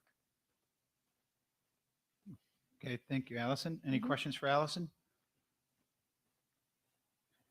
Any questions for the town manager? So this would be to, just to make sure that we're clear, this would be to authorize a town manager to negotiate the final price and contract terms that you will then bring back before us at another date, correct? Okay. I'll entertain a motion for the Mound House Historic Preservation Repairs. So moved. Got a motion? Is there a second? Second. Motion and a second. Any discussion? Hearing none. All those in favor signify by saying aye. Aye. Opposed? Hearing none. Motion carries unanimously. Thank you. Thank you, Allison. Administrative Agenda C, RFP-23-07-AD, Disaster Recovery and Mitigation Consulting Services. Motion to approve an agreement between the town of Fort Myers Beach and Tidal Basin Government Consulting LLC, the top ranked respondent to RFP 23-07-AD, Disaster Recovery and Mitigation Consulting Services for incidents and events, and authorize the town manager to execute and expand budget funds on behalf of the town. Any questions for the town manager?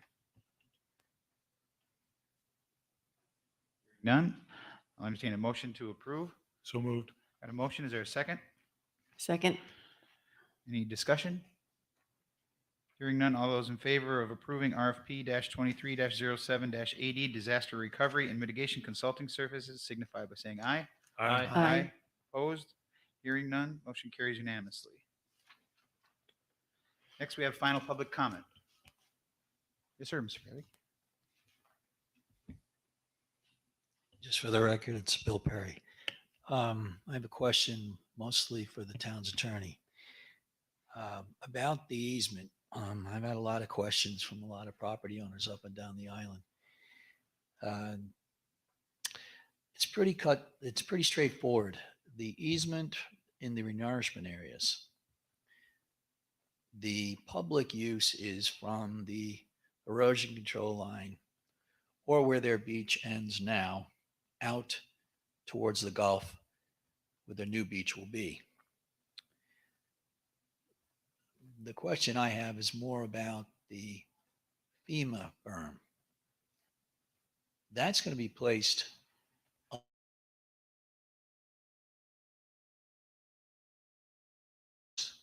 if there's no home. There are pool areas. There's the problem.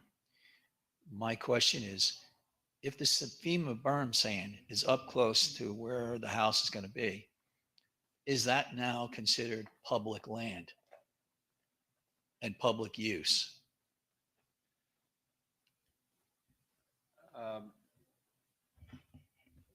You just hold on to that and we'll have him answer that under town attorney items if you.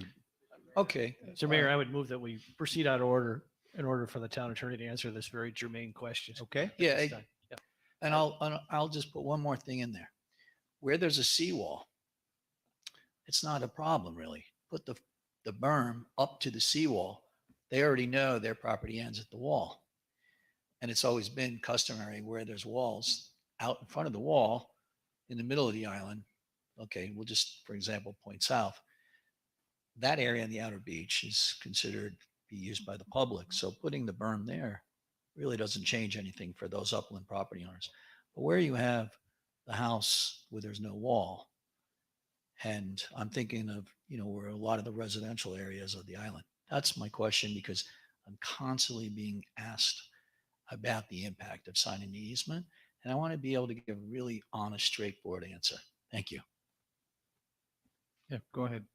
And I don't mean to sound repetitive, but I am, because it's the best and most complete answer that I have for this council and for the members of the public. The easement document governs the relationship between the parties. So whatever area is encompassed within the easement, from the dry sand down to the wet sand, is that area, assuming what the speaker said is true, is the area that's covered by the easement. How far up it goes, and how close it gets to the physical property, the home, seawall, whatever it is that might be behind a particular home, I really can't answer, because I think depends upon obviously each home, the specifics, as well as where that berm is intended to be placed. So it'd be from where that berm is intended to be placed down to the area that is ultimately also going to be renourished with the state funds that were previously discussed. Is that, I hope that answers. It does, John. I think just since Bill's here, the nuance to that, of course, is that this is not at the discretion of the town. This is based upon a U.S. Supreme Court decision. It is, and it's also a function of how close to some degree, how wide the beach is in that particular location, where that beach berm is actually going to be located. And it would be impossible for me. I'm not the engineer of record. The plans are on our website, to be able to specify that this is where, I can't say that here, where the easement is going to go. That's a function of the engineers. Where the berm is, yeah. Correct. Yep. So, but from that point downward to the beach, as well as the resulting beach renourishment, as you stated, is a function of the case law and the easement document itself. John, maybe there have been a number after the meeting during one of the breaks, and a number of residents approached some of you individually, and then me as well. And um, uh, I'll say again what I think I said publicly as well as privately to those property owners: the decision of each individual property owner to execute that beach berm easement and that renourishment easement is an individualized decision.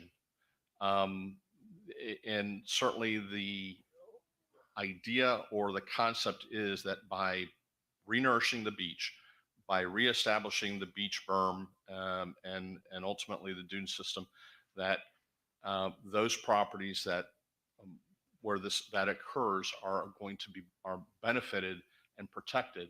God forbid we have another Hurricane Ian in the future. John, maybe maybe it would help too if you help sort of define what public access and public use is. You just said earlier that somebody can't have a party there. Yeah. But what does that mean from a practical standpoint to homeowners? Yeah, there's again case law guides us on what is the customary use. Beach is used for enjoyment, recreation, sunning, not having parties, not having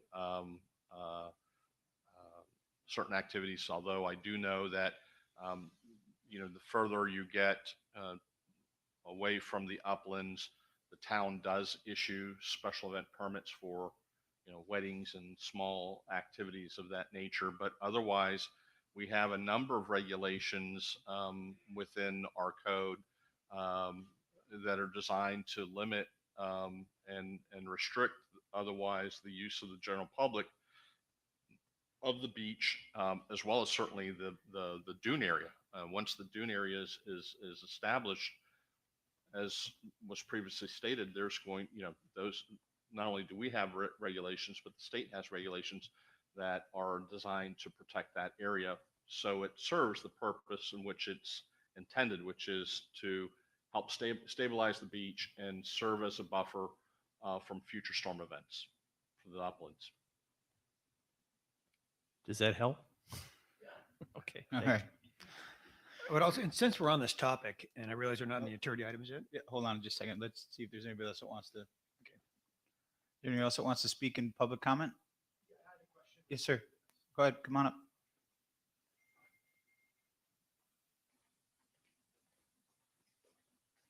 My question is regarding the easement, and it seems like we're talking about two different events. We're talking about the emergency berm, and then we're talking about the beach renourishment.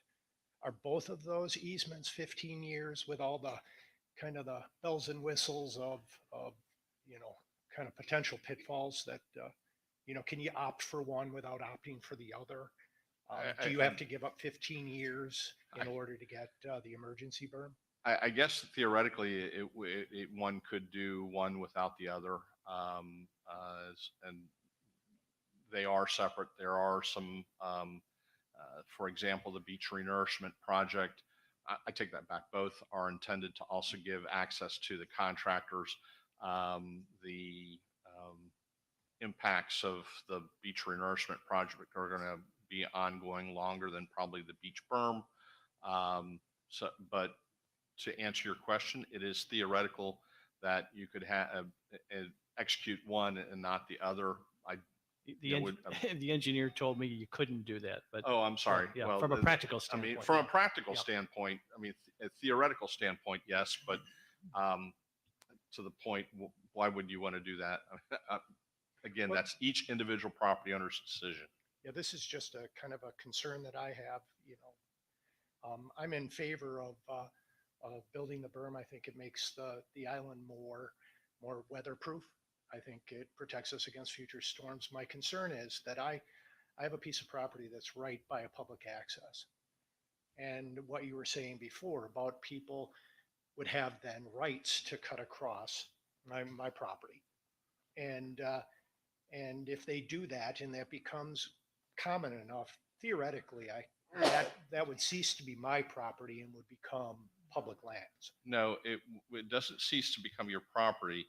Oh, it becomes subordinate, or it becomes subject to the public use doctrine. And I also would say that from a practical standpoint, the area in question is going to be seaward of the dune. I mean, that's, there's no reason for anyone to be cutting through the dune. In fact, the dunes are protected and you aren't supposed to be cutting through them. So to the extent that the dune is closer to your any particular property owner's property line or their home or whatever, that's intended to be the natural barrier from people cutting across the back of your property. So just to restate, you have to sign the 15-year easement if you want to participate in either of these. Yes, sir. Thank you. And again, that's not the town. That's as Right. a condition of us being eligible for that state and federal funding. That's the process. Understood. Anyone else choose to speak under public comment? Hearing none, we'll close it. Bill, just save yours for your council items, if you don't mind. I don't want to walk all the way around to the microphone up there to make my comment. The town manager items. Thank you. Yeah, just a couple items. First off, the volunteer project this weekend, getting the sand off the sidewalks. So I drove back in town yesterday afternoon. It was inspirational. They did a wonderful job there. And I rode my bike on it this morning too. So it saved me from several vehicles, and I really appreciated it. Also today, as you know, or maybe not, the legislature is meeting in special session to talk about hurricane relief funds. They gavelled in at noon, and we'll see how that turns out. On the table, it was proposed of $50 million for Hurricane Ian and the hurricane that hit, I can't think of the name of it, that hit Daytona Beach. $50 million for relief there to local governments. So more about that when we know more about that. Also, I think I'd spoken to most of you about a builders user group that we have convened, and we held our first meeting Saturday before last. We'll hold another one this Saturday. And we had 3 builders present and several staff members present. And it went very well. I think everybody was on the same page so far.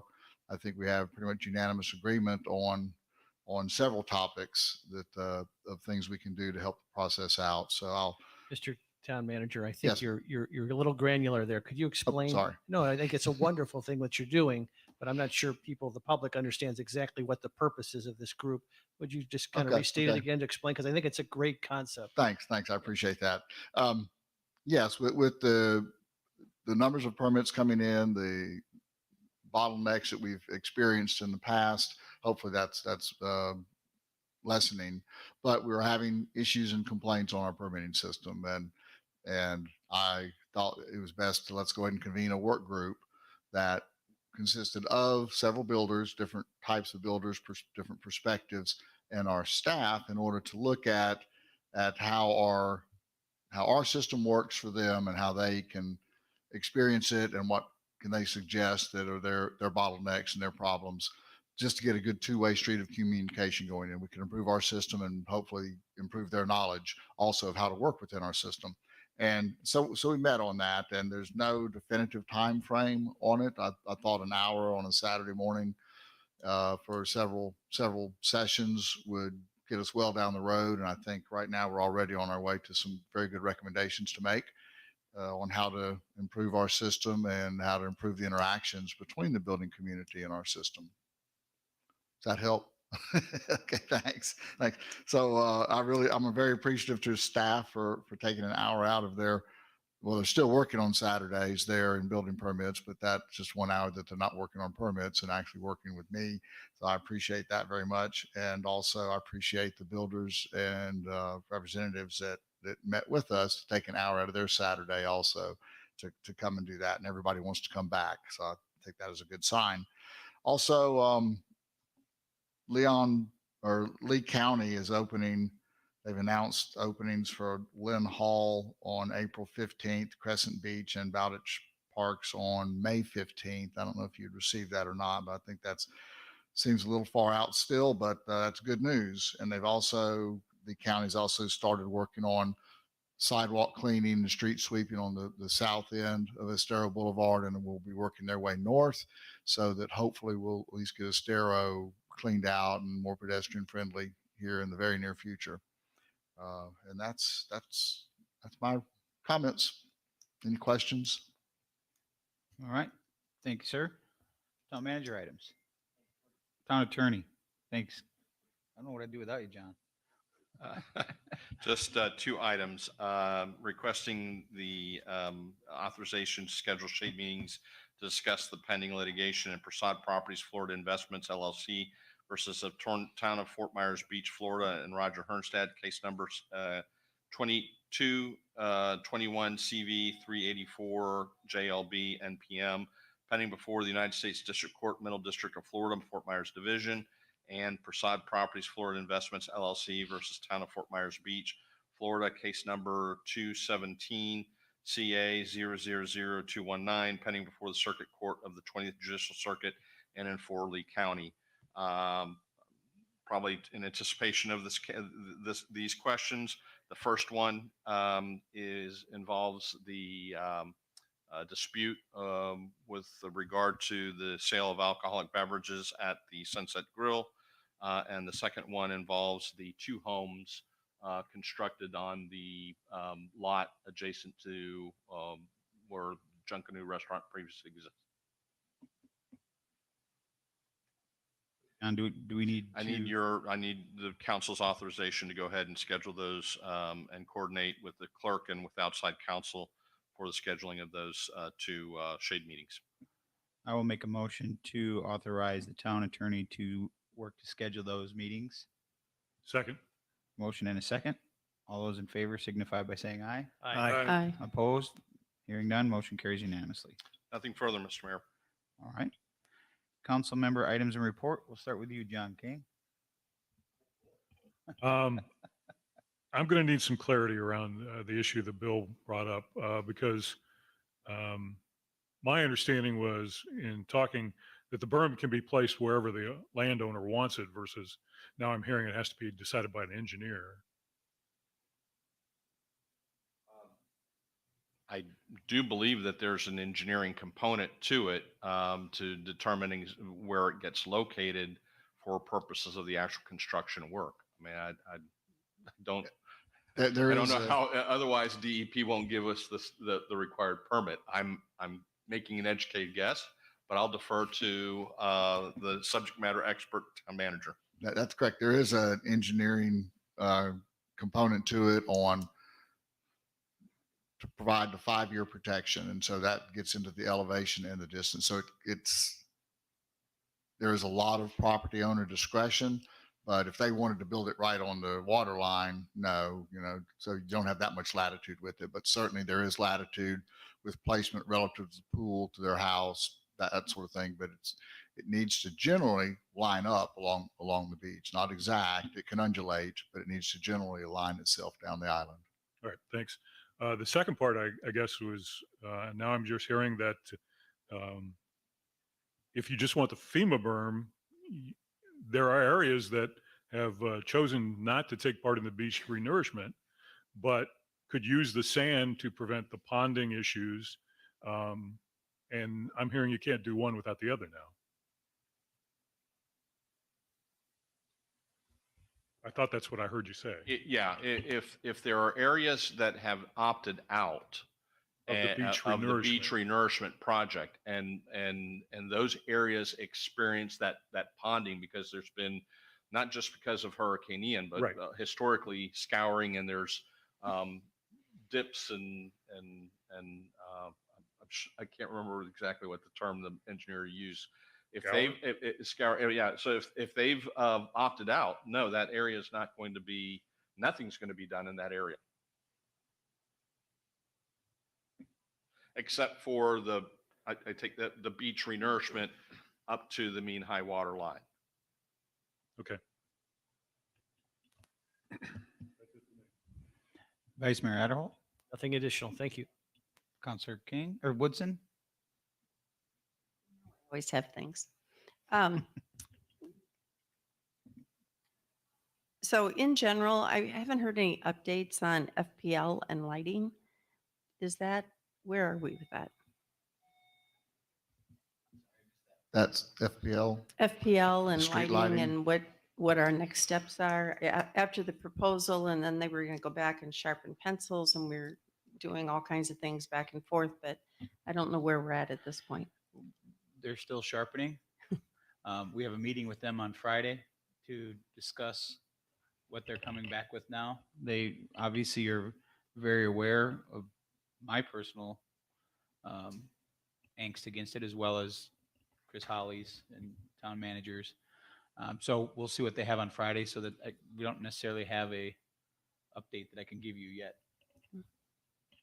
And then, so I really love the fact that you're having these meetings with the builders and getting outside input on our permitting, but I'm also hearing that our town codes prevent this and our town code prevents that. And I'm just wondering if there's any appetite to look at our town codes and what have been implemented in the last 5 or 6 years under different authority, and really seeing if there are things that can be streamlined on that are not necessary.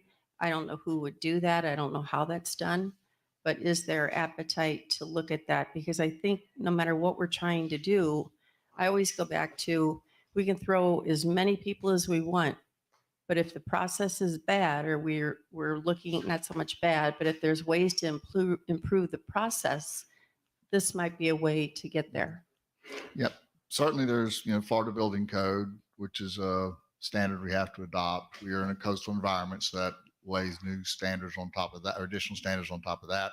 And then what standards has the town implemented in the past that we should reconsider, this council would like to reconsider. And certainly I think it'd be healthy to do an analysis and look at that, so that we really know, just like with the zoning here a minute ago and the setbacks, this was applied, now we're rescinding it, or maybe we're applying something new. I think that's a healthy exercise to go through to get a good assessment of that. Now, could that be something as part of the comprehensive plan and the town code revisions we were doing with the last council? Yes, she shook her head yes.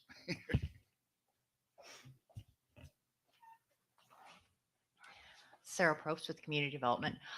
Yes, that is the next step. So first, the idea is that we get the comprehensive plan laid out. We figure out exactly what that bigger vision looks like, and then go back to the code and figure out what we need to do in the code to make that happen. So that is the next step. So is there a timing or a general what's next and how soon, or how does that work? Right now, we're in the comprehensive plan portion.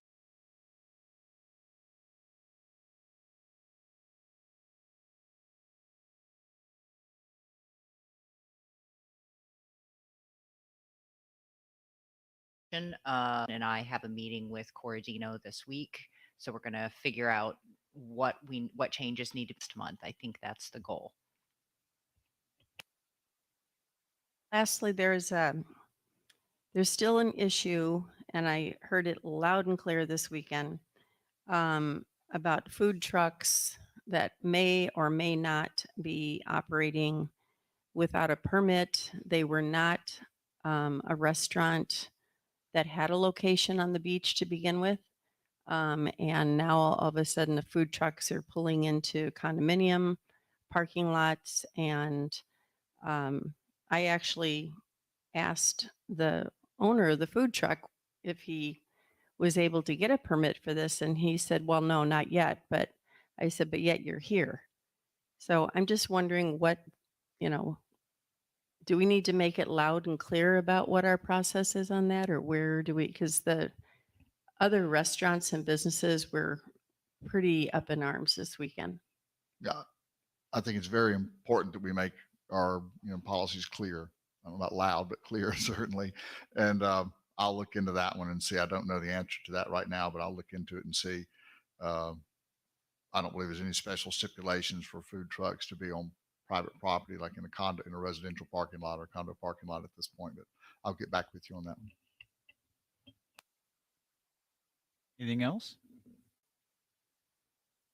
Good, thank you. All right, Counselor Veach. A couple things. Now, I heard we were, of course, before Ian, charging away with building a new Bay Oaks facility. I understand that there's some deadlines coming up, so I think we need to just have a discussion, decide whether we're going to try to continue with the process, or are we going to wait, let that loan term expire, and consider the Bay Oak building somewhere down the road. Well, I'll start, and then we'll go from there. I was not aware of this, and I don't know if my fellow counselors were, but there's the deadline that you speak of November is not to use the loan. You have to have it constructed by November, which I don't think was ever explained to us. So the chances of getting that built by November, I think we can all agree is not going to happen. So I think we've had discussions with the finance staff as to what we could potentially do. Could we convert that into something else? I don't know that there's been a resolution. I'll let the town manager kind of weigh in. Yeah, I think with interest rates, how much they've gone up lately, there's banks aren't really that interested in negotiating, changing terms of a loan if they can get more money out of it. That's exactly right. And we've approached the banks, and can we extend this? No. Can we trade projects in and out of this? No. And it's because of the interest rate. So for construction that we wouldn't have completed by November, we'll have to go back and seek other financing or other ways to consider the project. We are looking at, I mean, there was 3 projects in there, I believe the Bay Oaks, Times Square, and I think some improvements, Bayside Park. infrastructure improvements at Bayside Park. And so we are looking and going to start some of those projects because the other 2, they can be implemented more quickly and hopefully completed by November. But so we're seeing what we can do with that money, but certainly I think we'll be giving some of it back. And that is, when they say encumbered, they mean we have to actually have it constructed and finalized, not just The term committed. was, yeah, their term was constructed. I've learned in a past life that that definition of construction is variable. So we'll have to pin that down. But yeah, our goal was to go ahead and have construction completed by November, and that way we won't have to argue about it. And this you think is an all or nothing. So it's not like we can do whatever construction we can get done by November and then deal with the remainder in a different loan or something. It's just those 2 projects which we could possibly finish by November. All right. Another thing, back in January, Vice Mayor Adderholt talked about a potential impact fee for new larger buildings or densities. We were going to bring that up at a meeting. Is that scheduled sometime soon on a M&P or?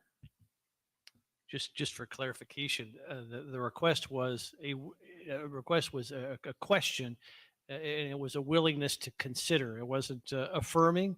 It wasn't to codify. It wasn't to endorse.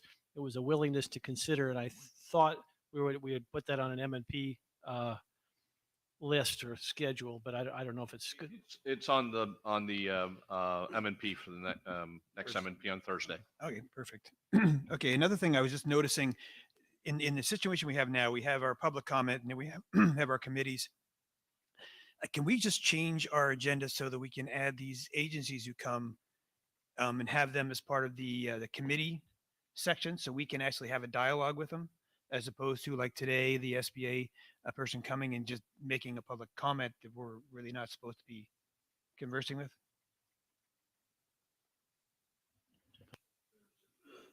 I mean, if that's the direction of the councils, we'll do that.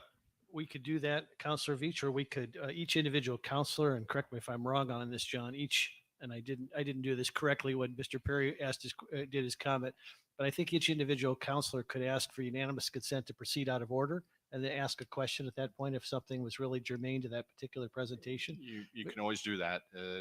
It's another option. It's an easy option that anybody has at their disposal at any time, and I certainly wouldn't object if you would have asked the SBA person a question. Yeah. I'm just thinking it's maybe more appropriate, because right now we seem to have quite a few of that. It happens fairly regularly. If maybe we can just, have it in our documents so it's not every time we want to have a question we have to. I do love that idea, but it is 12:59. We started at 9, but yes. It's just something to consider. Yeah. Down the but- road. But and just take a know brief- that you have in your arsenal the opportunity to ask for unanimous consent to proceed out of order and ask a question at any time during that process. Councilmember Veach, the part of the problem is that we don't know which agency and which employee is necessarily going to show up until the meeting. But the section in the document is advisory committees, items, reports, appointments. So Absolutely. okay, that was just a way to try to make things a little smoother and open. And I know it's one, but I'm still have a couple things here. The other thing is I've heard a lot of anecdotes that there's a lot of people doing work without permits. And I would like to figure out a way to encourage people to come in and get a permit. One thing I was thinking about is like a partial amnesty, because right now when people come in, if they are doing work without a permit and they come in and they get caught, then they have to come and pay double the permit fee. That if we can maybe do a limited amnesty, a period of time, saying that maybe they get a discount on that double. Maybe it's not just one fee, but something less if they come in and get their permit sorted out before a certain date. Then an MNP request, because I think that's an interesting idea. I will make an NMP request, but I think probably the sooner the better. If people are out there, who have done work without a permit and realize they haven't, now hopefully our permitting process is digging itself out a little more, so it's more feasible for them to get the permits they need. Also scheduled on M&P is a discussion on fees. So I think that'd be an appropriate time to bring that up. Yeah, and I would like to make this as, like a time sensitive thing, because the idea of an amnesty is it's a certain period of time, so it encourages people to do it over that window. So if there's consensus for that, that'd be something I'd like to just talk about. A constituent brought me a little baggie of things that he found in the newly sifted sand out in front of Newton Park. So, and I found a big piece of glass down on Sunday on the beach. So I want to, if anybody's out there still listening, then, wear shoes on the sand. And finally, I was reading in the census, I compared 2020 to 2010, and our town has lost 12.5% of its population over those 10 years. And that was before Ian. So when we're talking about the school and other things, that's a bit of a drain. It makes it harder for us to build our student body when we're losing people. All right. That's it. That's it. Well, for the sake of time, I don't have a lot more I could add to that. So with that, we'll entertain a motion to adjourn. I'll second. All those in favor signify by saying aye. Aye. Aye. Opposed? Hearing none. Motion carries. We are adjourned at 1:02.